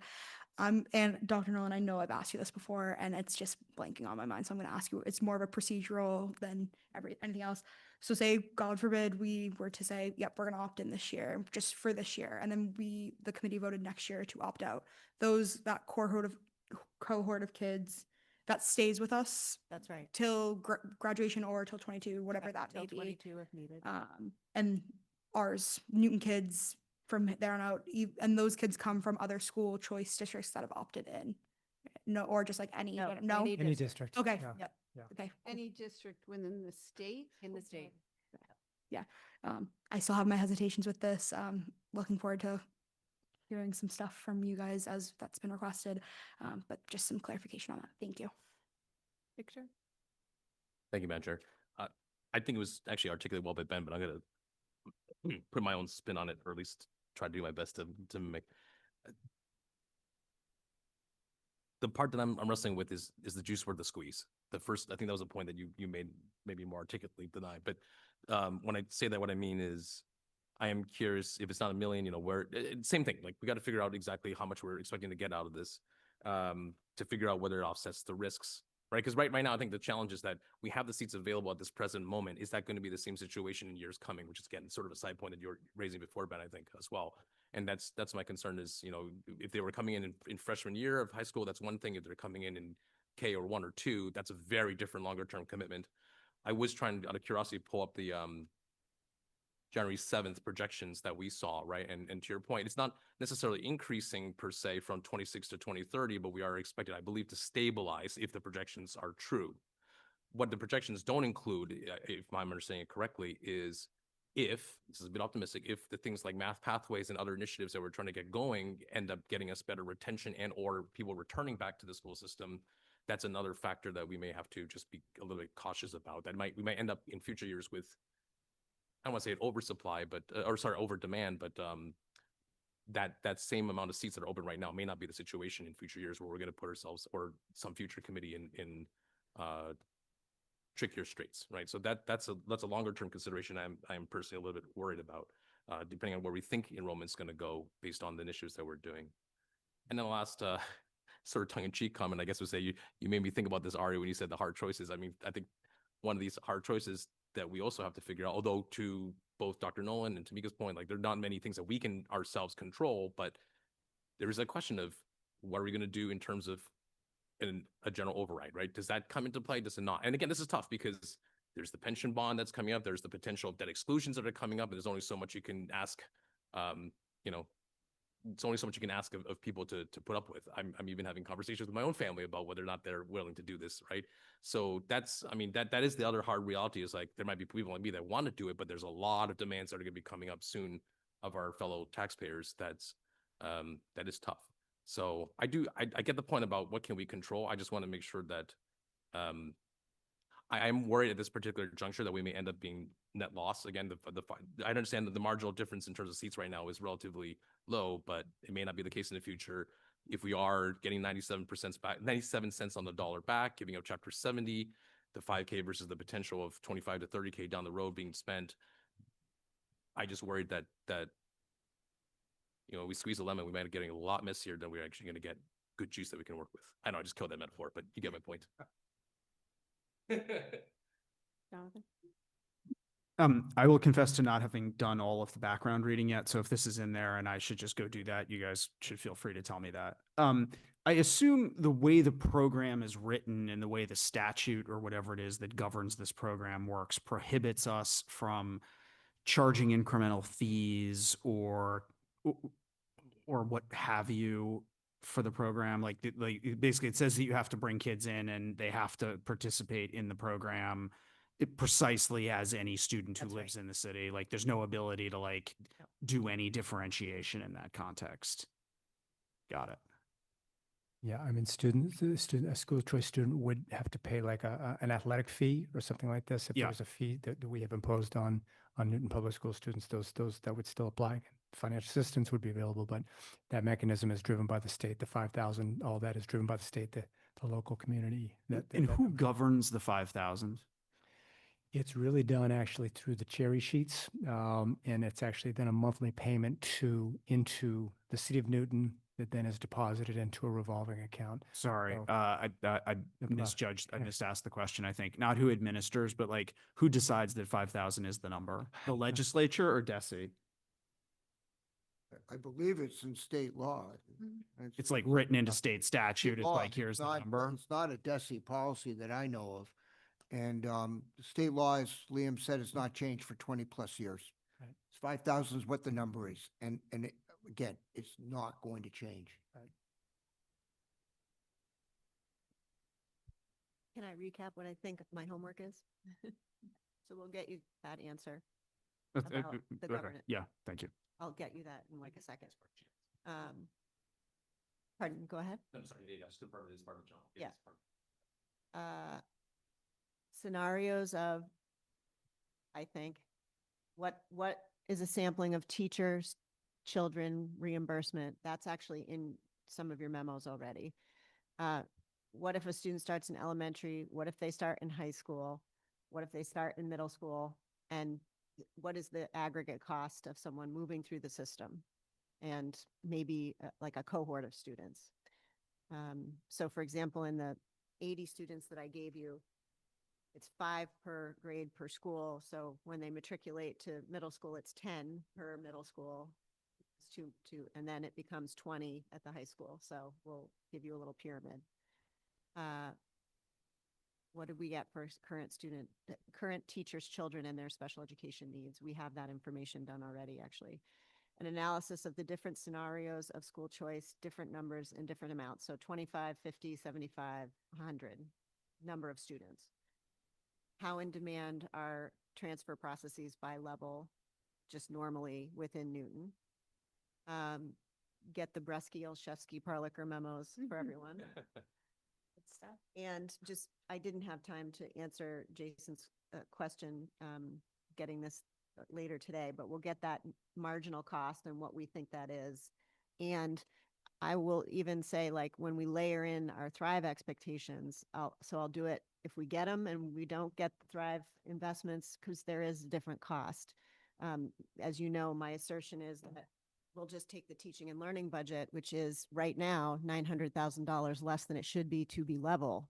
And so if that's the case, and we're building in those incremental expectations of costs per student, per year, per subject of curriculum that we are writing right now, and the training and all the things that go into that, I would like you to know what that cost is going to be and should be and isn't right now. Sorry to interrupt, but can I interrupt you for a second? Well, I think that's all. If Okay. I missed something, let me know. Um, Oh, wait, and then the DESI versus sped rates, et cetera, cost recovery. is the deadline of this current process helpful to you in getting all of that work done, or are we creating an enormous amount of work in a short window? So new committees have questions, and this is what we do.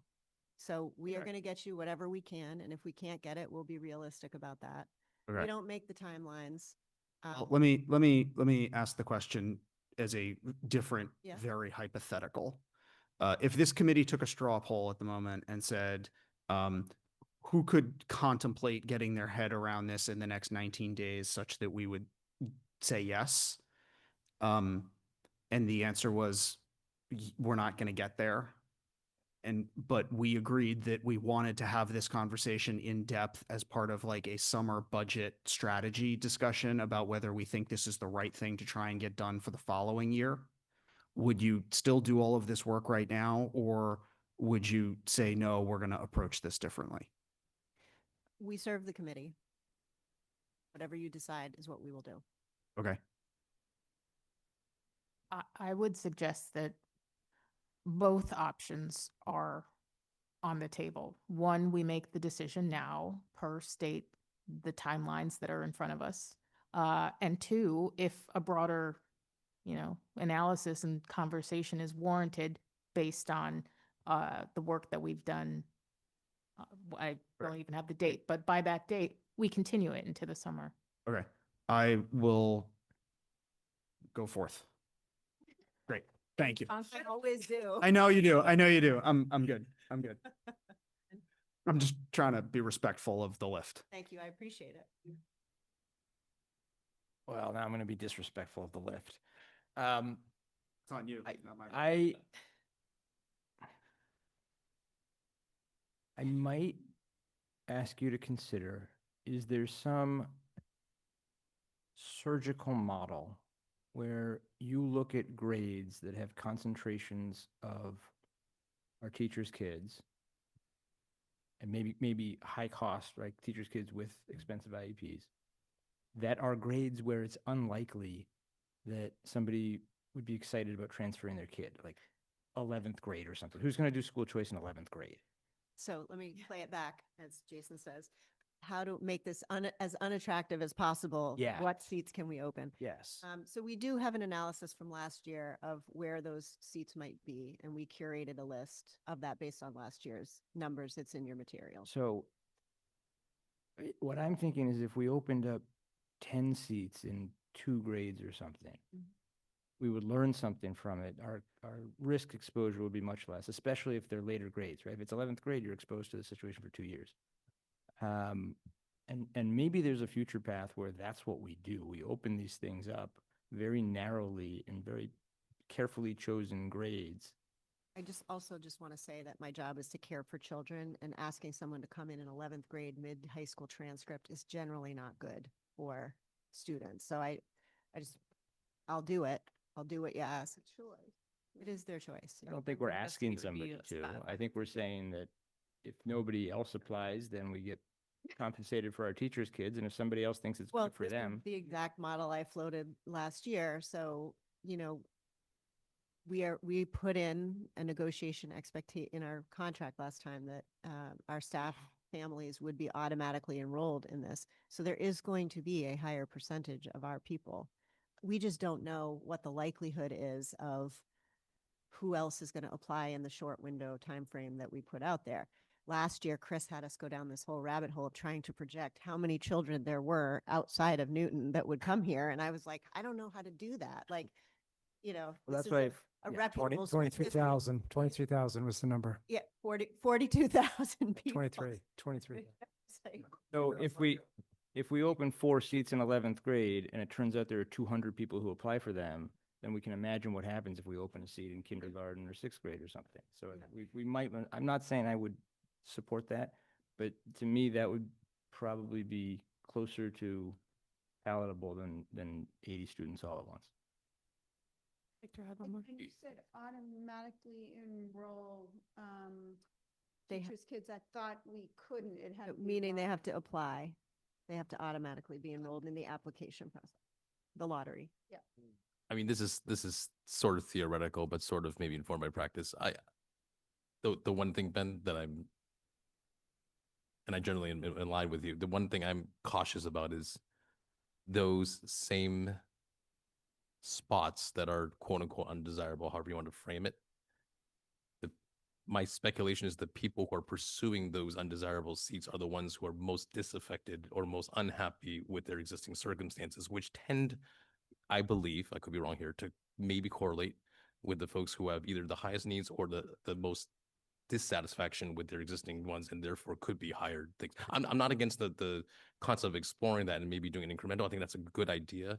I just would caution that it may come back to bite us. Yeah, if we do that. that was meaningful on my initial list of concerns. It doesn't go away if we do this.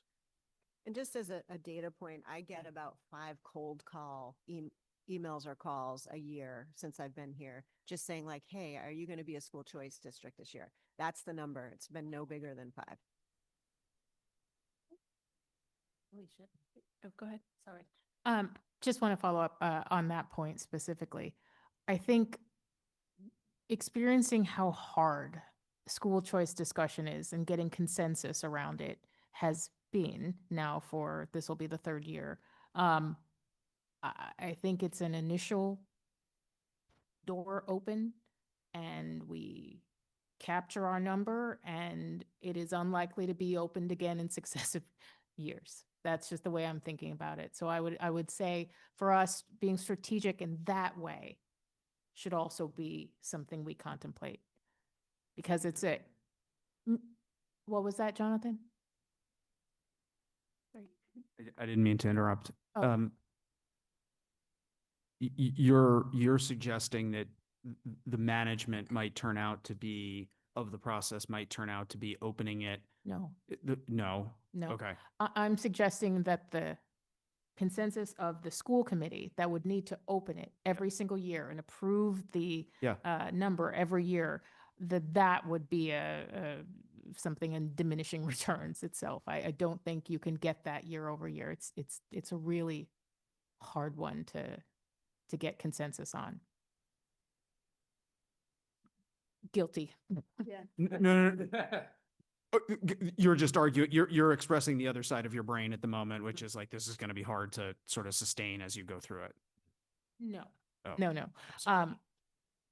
I'm simply saying that to get the committee to do the, 1 year 5 is a test number, next year 10 is a test number, the following year 20 is unlikely to be successful just because of how hard it is for us to even get to a 10, 5, whatever you. the number. Yep. I have a question for educators who might be listening because this is an area where I feel like I have heard from a million community members and families, and not very many educators, especially current educators. So I would encourage folks, if you're not going to come to public hearing, to maybe send us an email. I'm very curious what current educators feel about this topic. You can also ask our MTA colleagues to That would be poll. great. Mhm. Yeah, yeah. Great. All right, if there's nothing else on that, we will move to policy. Oh, it's policy night, folks.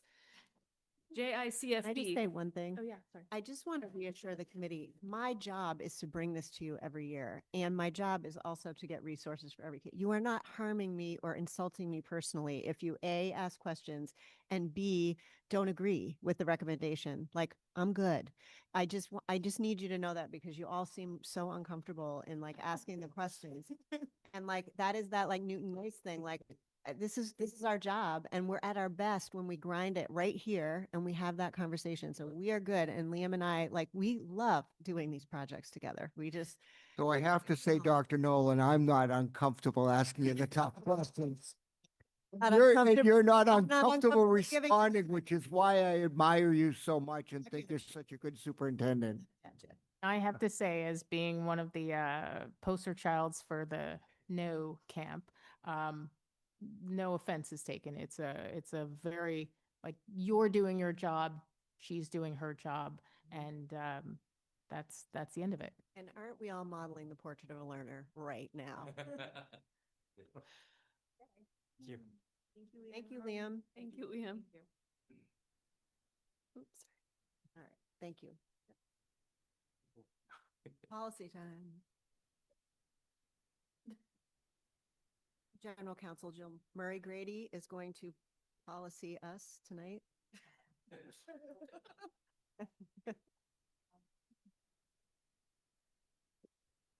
Good evening, everyone. Two of these are second read. Sorry, is that right? Yes. No, one. No, one is second read and two first reads of policy. Yes. So I'll start with the bullying prevention and intervention. We're on the second read. We came before you a few weeks ago. Tracy Sokolowski joined me, answered some questions, pointed out that the changes to the bullying policy itself were fairly minor, some minor changes to the bullying intervention and prevention plan, but laid out the bigger plan, the capital lowercase p, on having a big, more thorough review of it with many different stakeholders. We did change the requested language tweak from the last meeting for the policy, and that's really essentially all that we've done and come back before you. I personally, no one sent anything to me from the community or anything around this, so I haven't heard much feedback. I do have a little member question scenario. So one of our members sent very detailed questions about the definitions of the terms within the policy, which are actually enshrined in the regulations around bullying, the statute itself. So, for example, how we define an aggressor or cyberbullying or anything like that. So those actually are named how they are defined. So our policy can add to certain things, but the problem there, as Jill can tell you, is that we then have no barometer in law or statute around which to judge what those are if we are adding to the definitions that are put out by the state. Then there's some alignment issues with the other discrimination policies, the OCR regulations, and all of those other civil rights pieces that actually are enshrined in these statutes as well. And I'll be the first to say, and I'm sure Mayor Laredo will agree with me, that a lot of legislation is pushed out in haste. This one was an emergent situation back in 2010, I believe. They haven't changed the language since. So yes, it's outdated, but I think one of their requests had to do with like definition of like putting in social media explicitly. But I at this point feel comfortable, and I think the law is pretty supportive that is considered under cyberbullying. I don't think you need to be that explicit, although it would not be a bad thing if the state took a look at this again. It's been 16 years And I do think it could use some tweaking. We always look at the DESI model policy, which also hasn't been changed, probably 2015 maybe. And then MASC policies, and none of them have really gone beyond. Newton, I would say, we Newtonize things a little bit more than I would say some districts do. They wholly adopt sometimes some template policies, which we do for some, but some we take a closer look at. And this one, I would say, isn't terribly Newtonized, but we did have some input, but that's what lives in the plan. So when we really want to get to the crux of the issues, that's where we have the authority, the power, and the control, and the ability to move and not being confined by this. So that would be my input on trying to change. Like, the definitions are what they are statutorily. It could use some updating. I don't think it hamstrings us in any way if, we wanted to extend, enforcement of what's expected of our community members. But I think we had a conversation last time I was here about we can hold them to our values and our policies and our plans. But the authority to enforce certain things vary based on whether they're staff, students, parents, community members. So just to remind the public, a fall process with community input to update the bullying plan and implementation practices is going to occur, where this can be brought up again in terms of discussions. We just had two other questions. One, folks asking for red line versions, which Jill sent earlier today, both for this and the PEEA scenario. I felt nuts because I saw the red line version that you gave and then it didn't emerge in there. So that's all my fault. I tried to be helpful and downloaded them from Google to PDF and sent them out and didn't ask Lisa to do it. And apparently there's a trick to it because oh, good. It's a glitch in the system. It's no human error.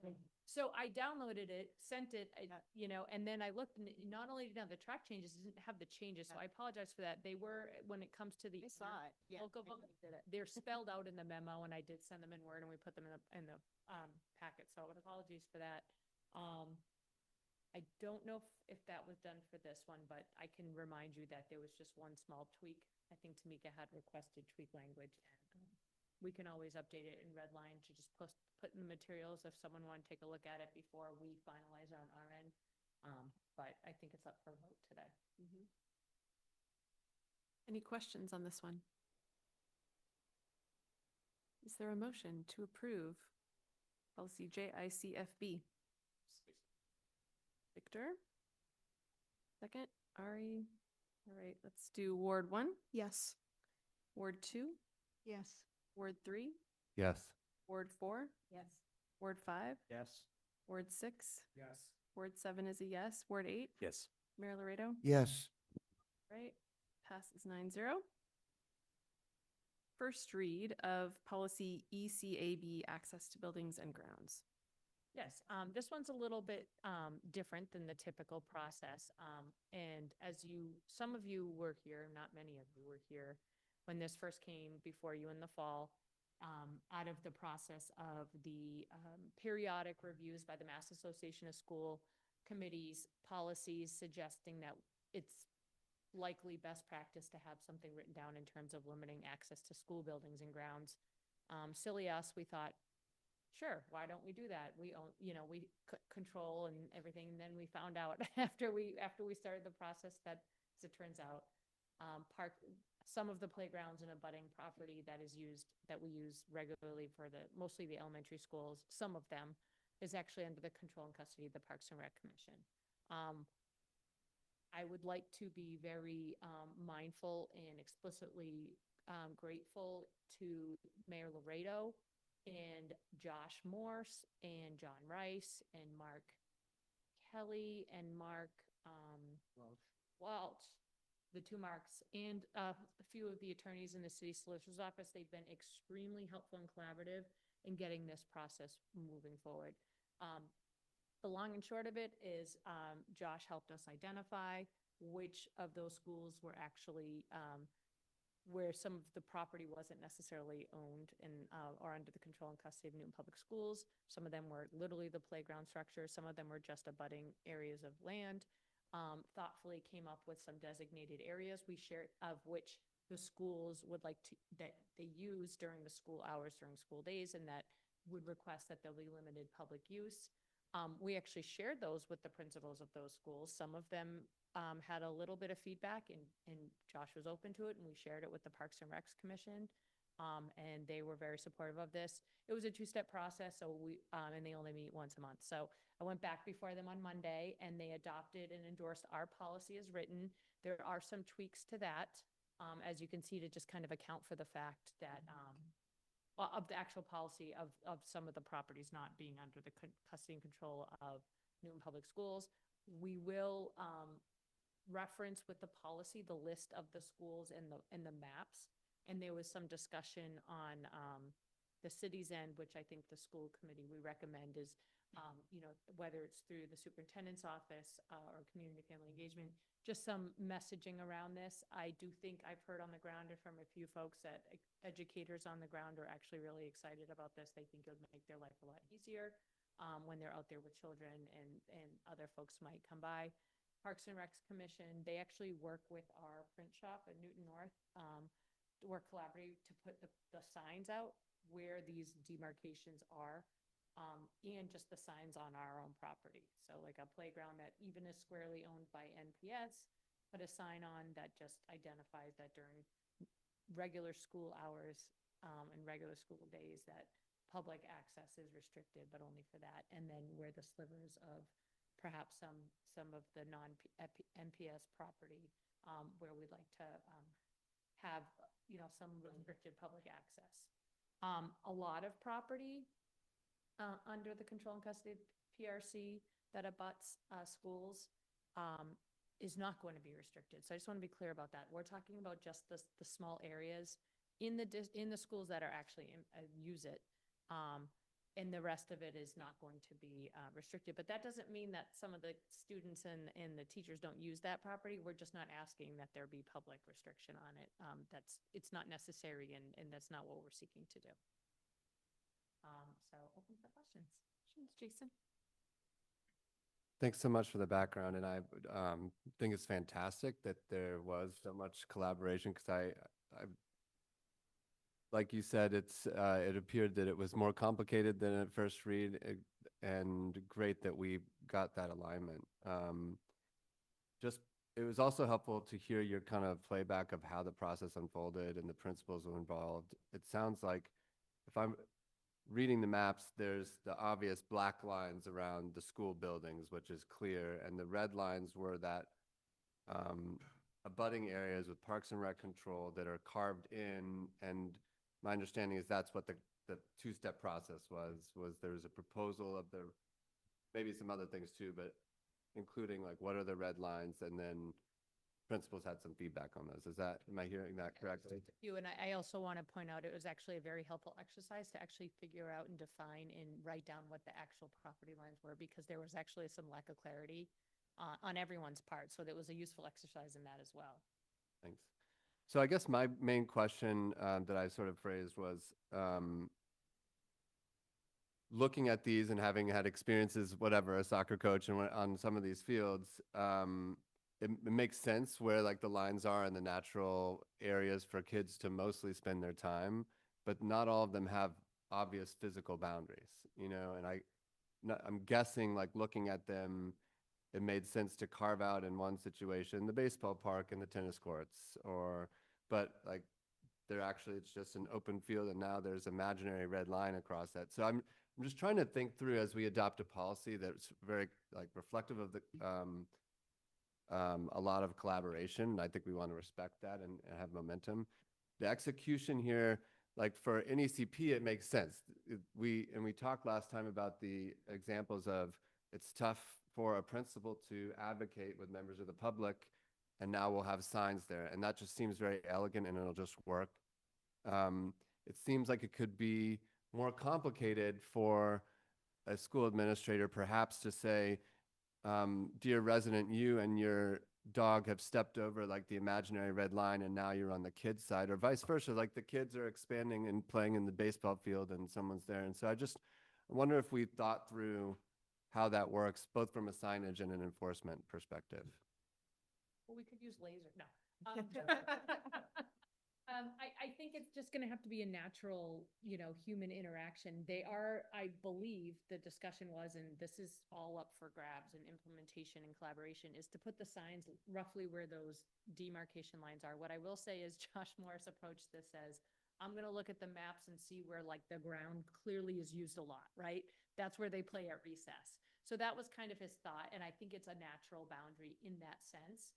But I think there's still gonna have to be interactions with the public, and it's gonna be what it's gonna be. But it does, the signs even of themselves and the policy are really helpful to staff there to say, you know what, we have a policy, here's a sign, just right here.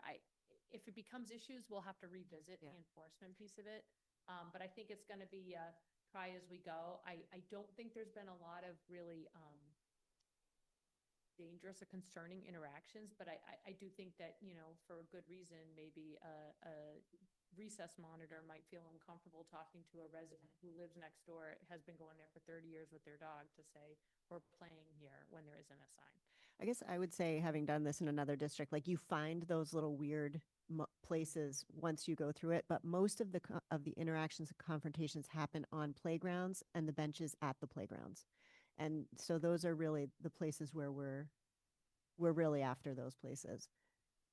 And I just want to be clear that the students, there are some schools, for instance, Bigelow, that don't have green space, and they go across, I think it's called Burr Park. It's called something that's really confusing because it's Burr Park. Yeah.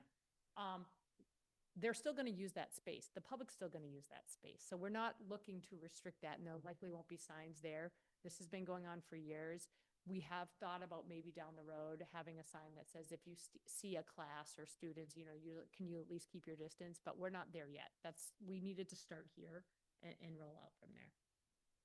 Thank you. That's really helpful. And it does feel like a meaningful step forward. And so I appreciate it. And it does resonate that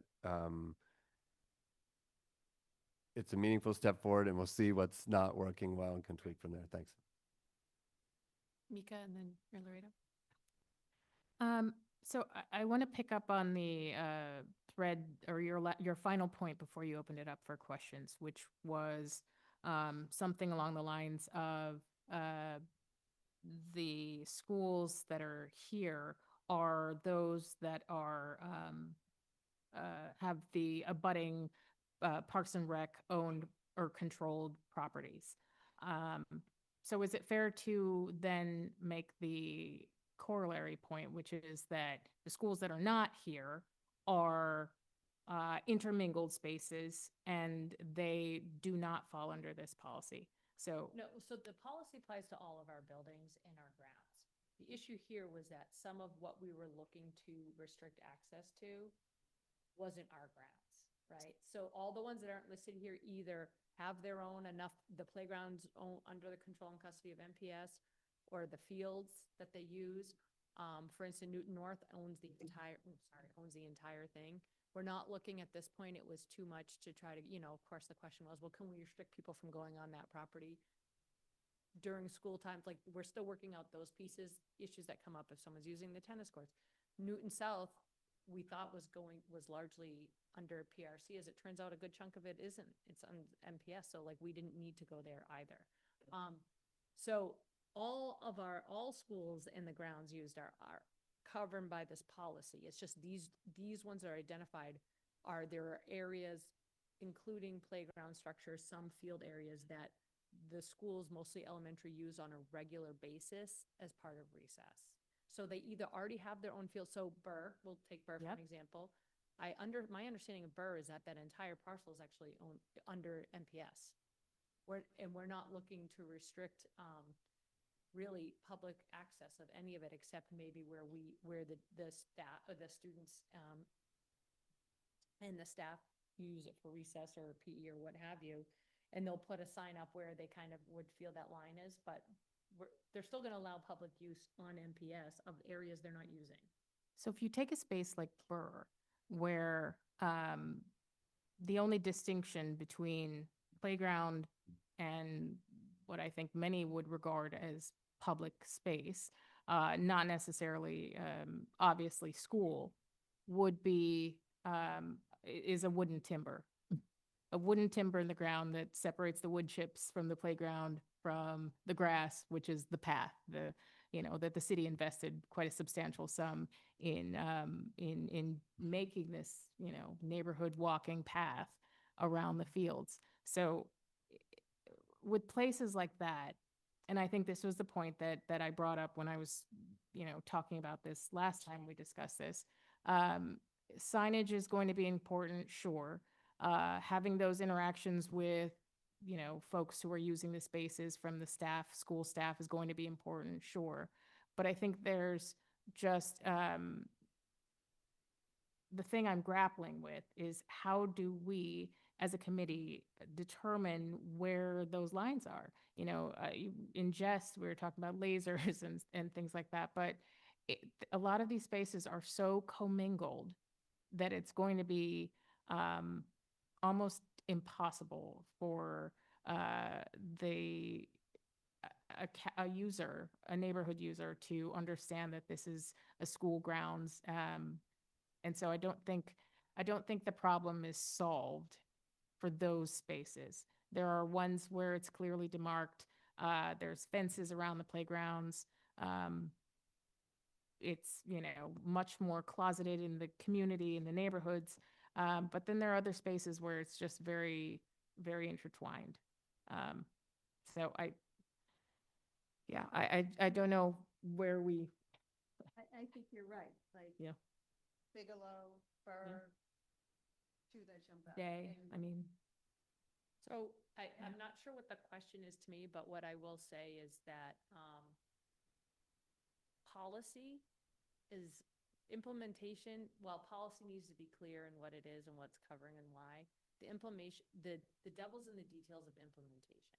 I think the policy gives the guidance. This is what we're looking to do. This is why. Now we're going to implement it. I think this is a little different in that we had to work with PRC and that piece of it, but it's going to be an organic process. And if it comes up that there's something that needs to be addressed because it is a new policy, a new implementation, and if it requires adjustment of the policy itself, we'll be back before you. If it's an implementation, I think that there might be some, where's the line? Maybe I'm naive. I don't think there's going to be two people standing there pointing and drawing a line in the sand in the moment, but maybe I'm being naive. This hasn't at least come to my legal attention at this point yet. So, and again, it's not creating, well, it's clearly demarking, we're already using it. It's just a clear way of making clear that we don't have staff having to tell somebody on the playground during the school day that, like, I'm out here with fifth graders. I don't want them to accidentally fall off the monkey bars on your 2-year-old that's in the playground or what, In some of the. Linda, can I stop you? Sorry, I'm going to recognize a couple other speakers first because they were online. Mayor Laredo. So I think this policy is just fine. I think it accomplishes the superintendent's laudable goal of making sure that we have appropriate security in our school grounds.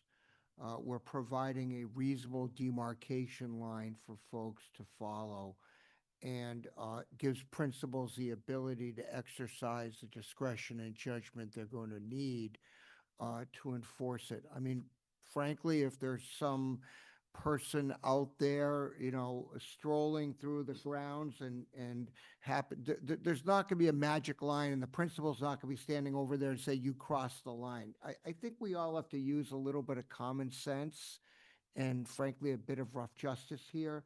I think this is all going to work out just fine the way it is. And if we need to modify it a little bit, so be it. More importantly, though, is it gives the principals the authority, both explicit and implicit, to provide for the safety that they have to provide for in this day and age, unfortunately. And I think this accomplishes it. So I'm going to respectfully suggest that we not worry about all the what ifs here. I think they're going to work out. And if they don't, we can always revise something. Ben, then Linda.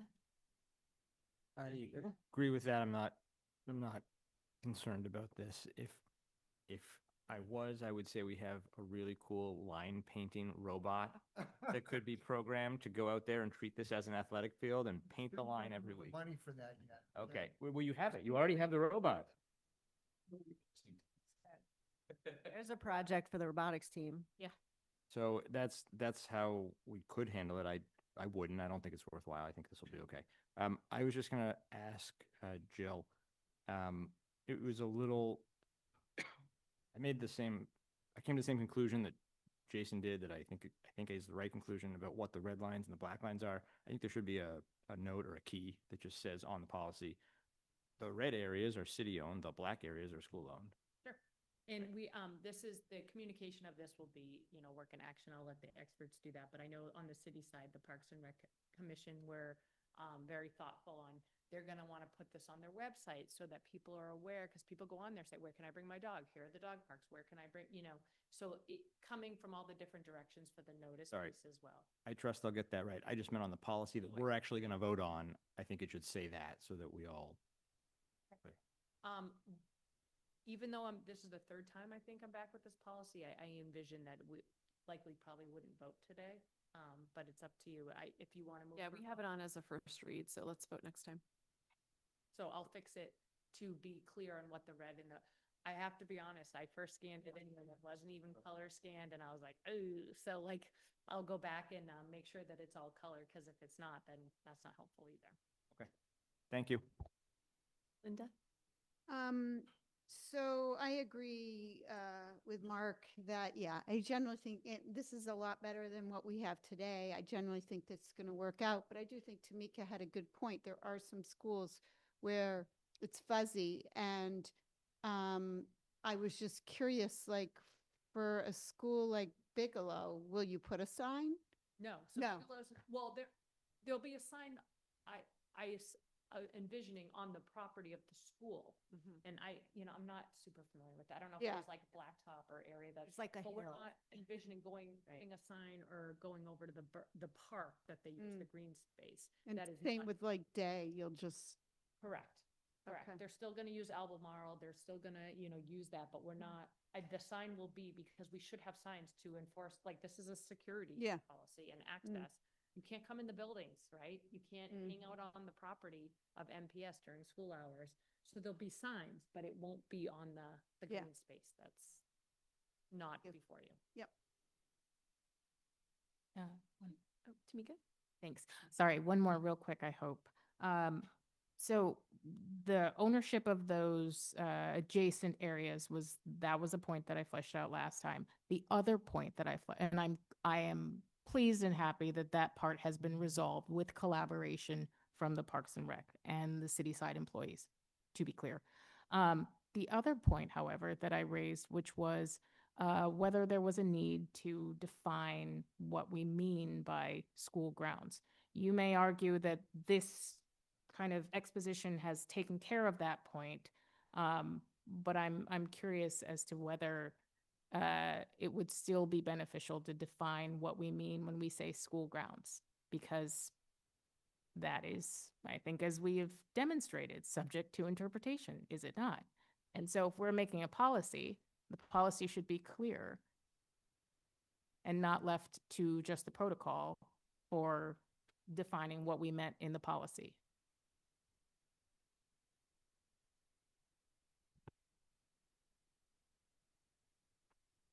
I mean, if you would like me to, I can put in a draft, but I think it would just be the school buildings in the property by which MPS is under custody and control, or that is delineated in these maps, that is under the custody and control of the PRC during school hours, school days.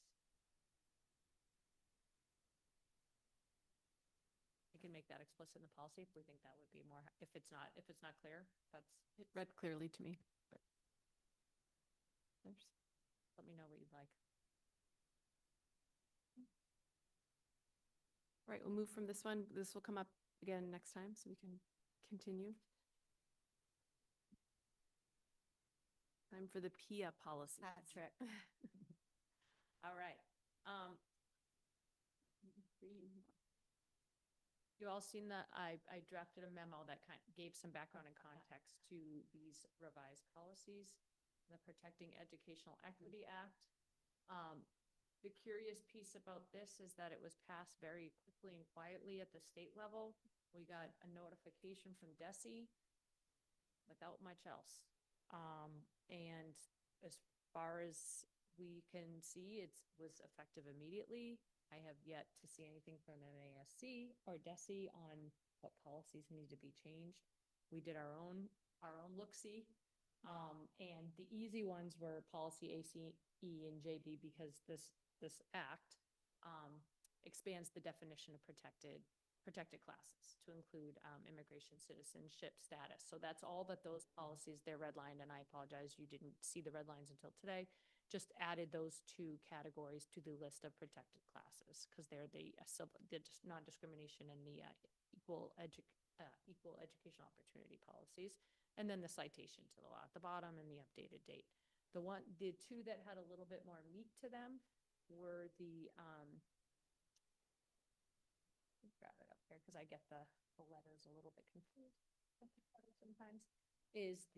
One of them was a predominantly, it was a special ed policy, and the other one was English learner education policy. I essentially highlighted the language change.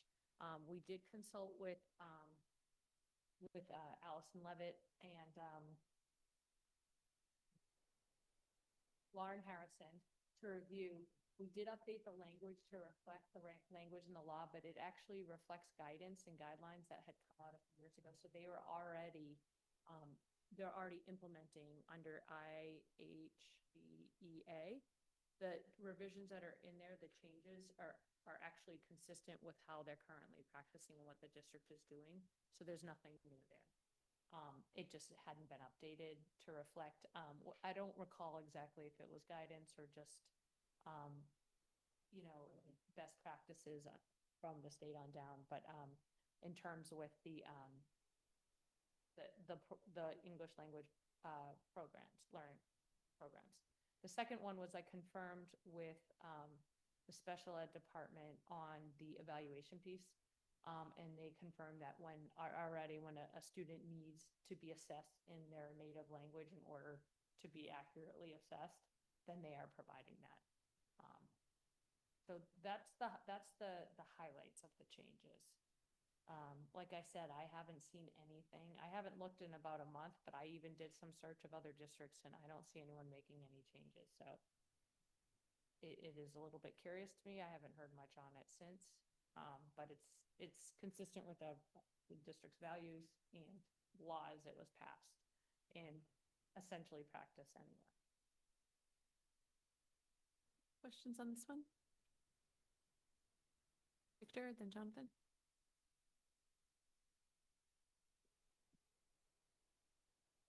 Just to clarify for my understanding, thank you again, Joe. For like the English, the ELLs or MLs, the home language surveys, this is I want to call best effort. I think like if they don't respond for whatever reason, we've met our requirements and our due diligence, right? I mean, normally they would respond, but if for some reason we send a survey, we follow up and they haven't responded regarding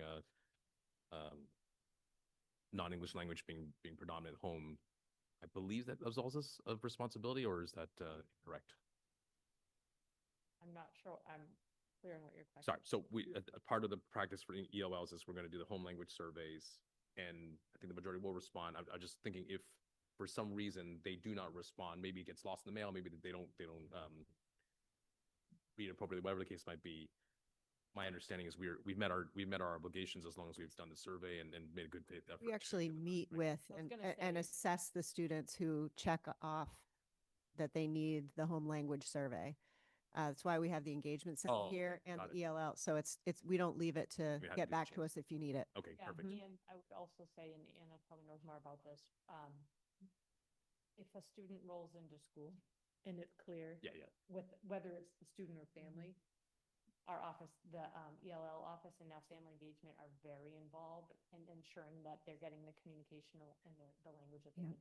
This was the reason, Victor, for the creation of the family engagement office. And every single front office has what's called a pocket talk device, so that when people walk in and have a language that we don't have a translator immediately on site, in addition to on-site lexicate, we can call and get a translator. We can actually translate real time. It's pretty handy.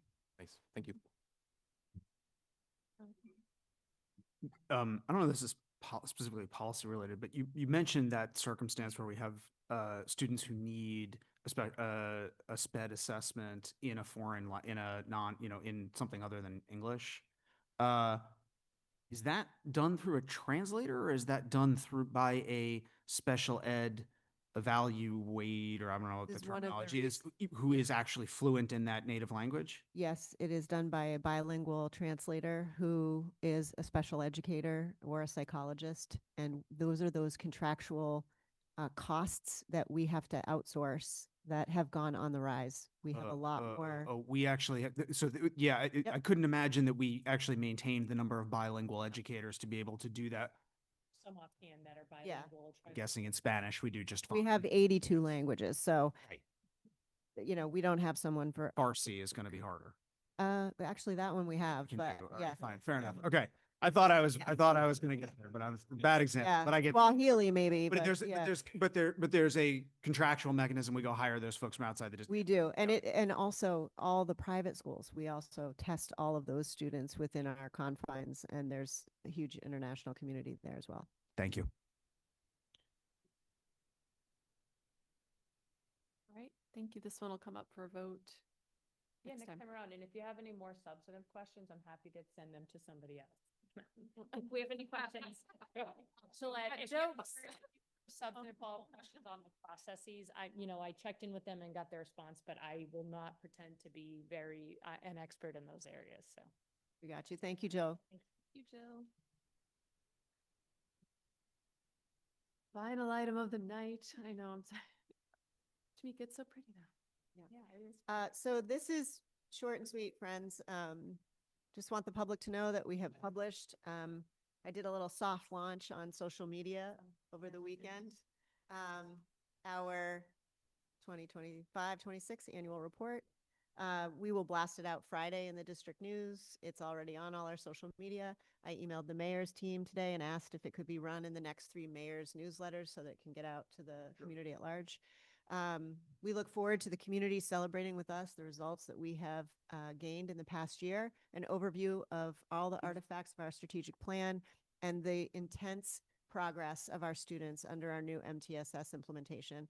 I want to thank the past committee and this committee for your support, and it's now our job to get this in the hands of absolutely everyone in the city of Newton. Thank you. Tamika has a question. No, I was like desperately like, please make it quick.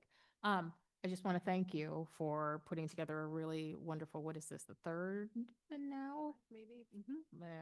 I want to say the entire central office team had a hand in this, and Christina Maryland was the juice behind the making of it. And our shout out to Newton North Graphics, who printed this in lightning speed. So thank you to that team there. We appreciate it.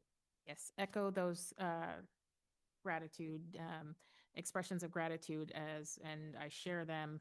I do want to point out that you've done the really awesome thing and bragged about our schools. I love that feature, but I also want to highlight something that you should be commended for not, for equally highlighting, which is the achievement and opportunity gap that's still affecting, the demographics of our students.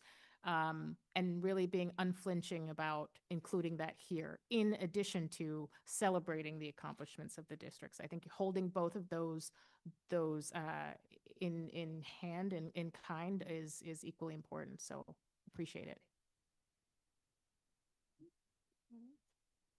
Right, we're adjourned, folks. Thank you. Will you bring lunch tomorrow to Cabot? To Cabot? We've got a. Oh, well, I have to give the first tranche to city council. So we can definitely, yeah. I was just thinking tomorrow. I always bring it, it'll be in your bag. Which point's Capricorn? Late hour, so we'll just, I don't know if anyone was. Linda, me, and Tamika. but we're getting the Mika. 1,000,004 tomorrow with the governor, so I have to jump and get it. You.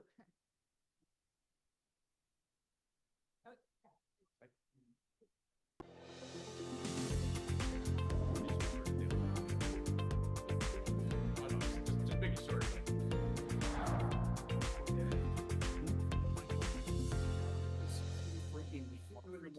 I like rebooted my phone. So I was like, why have I gotten nothing? I have to be somewhere too.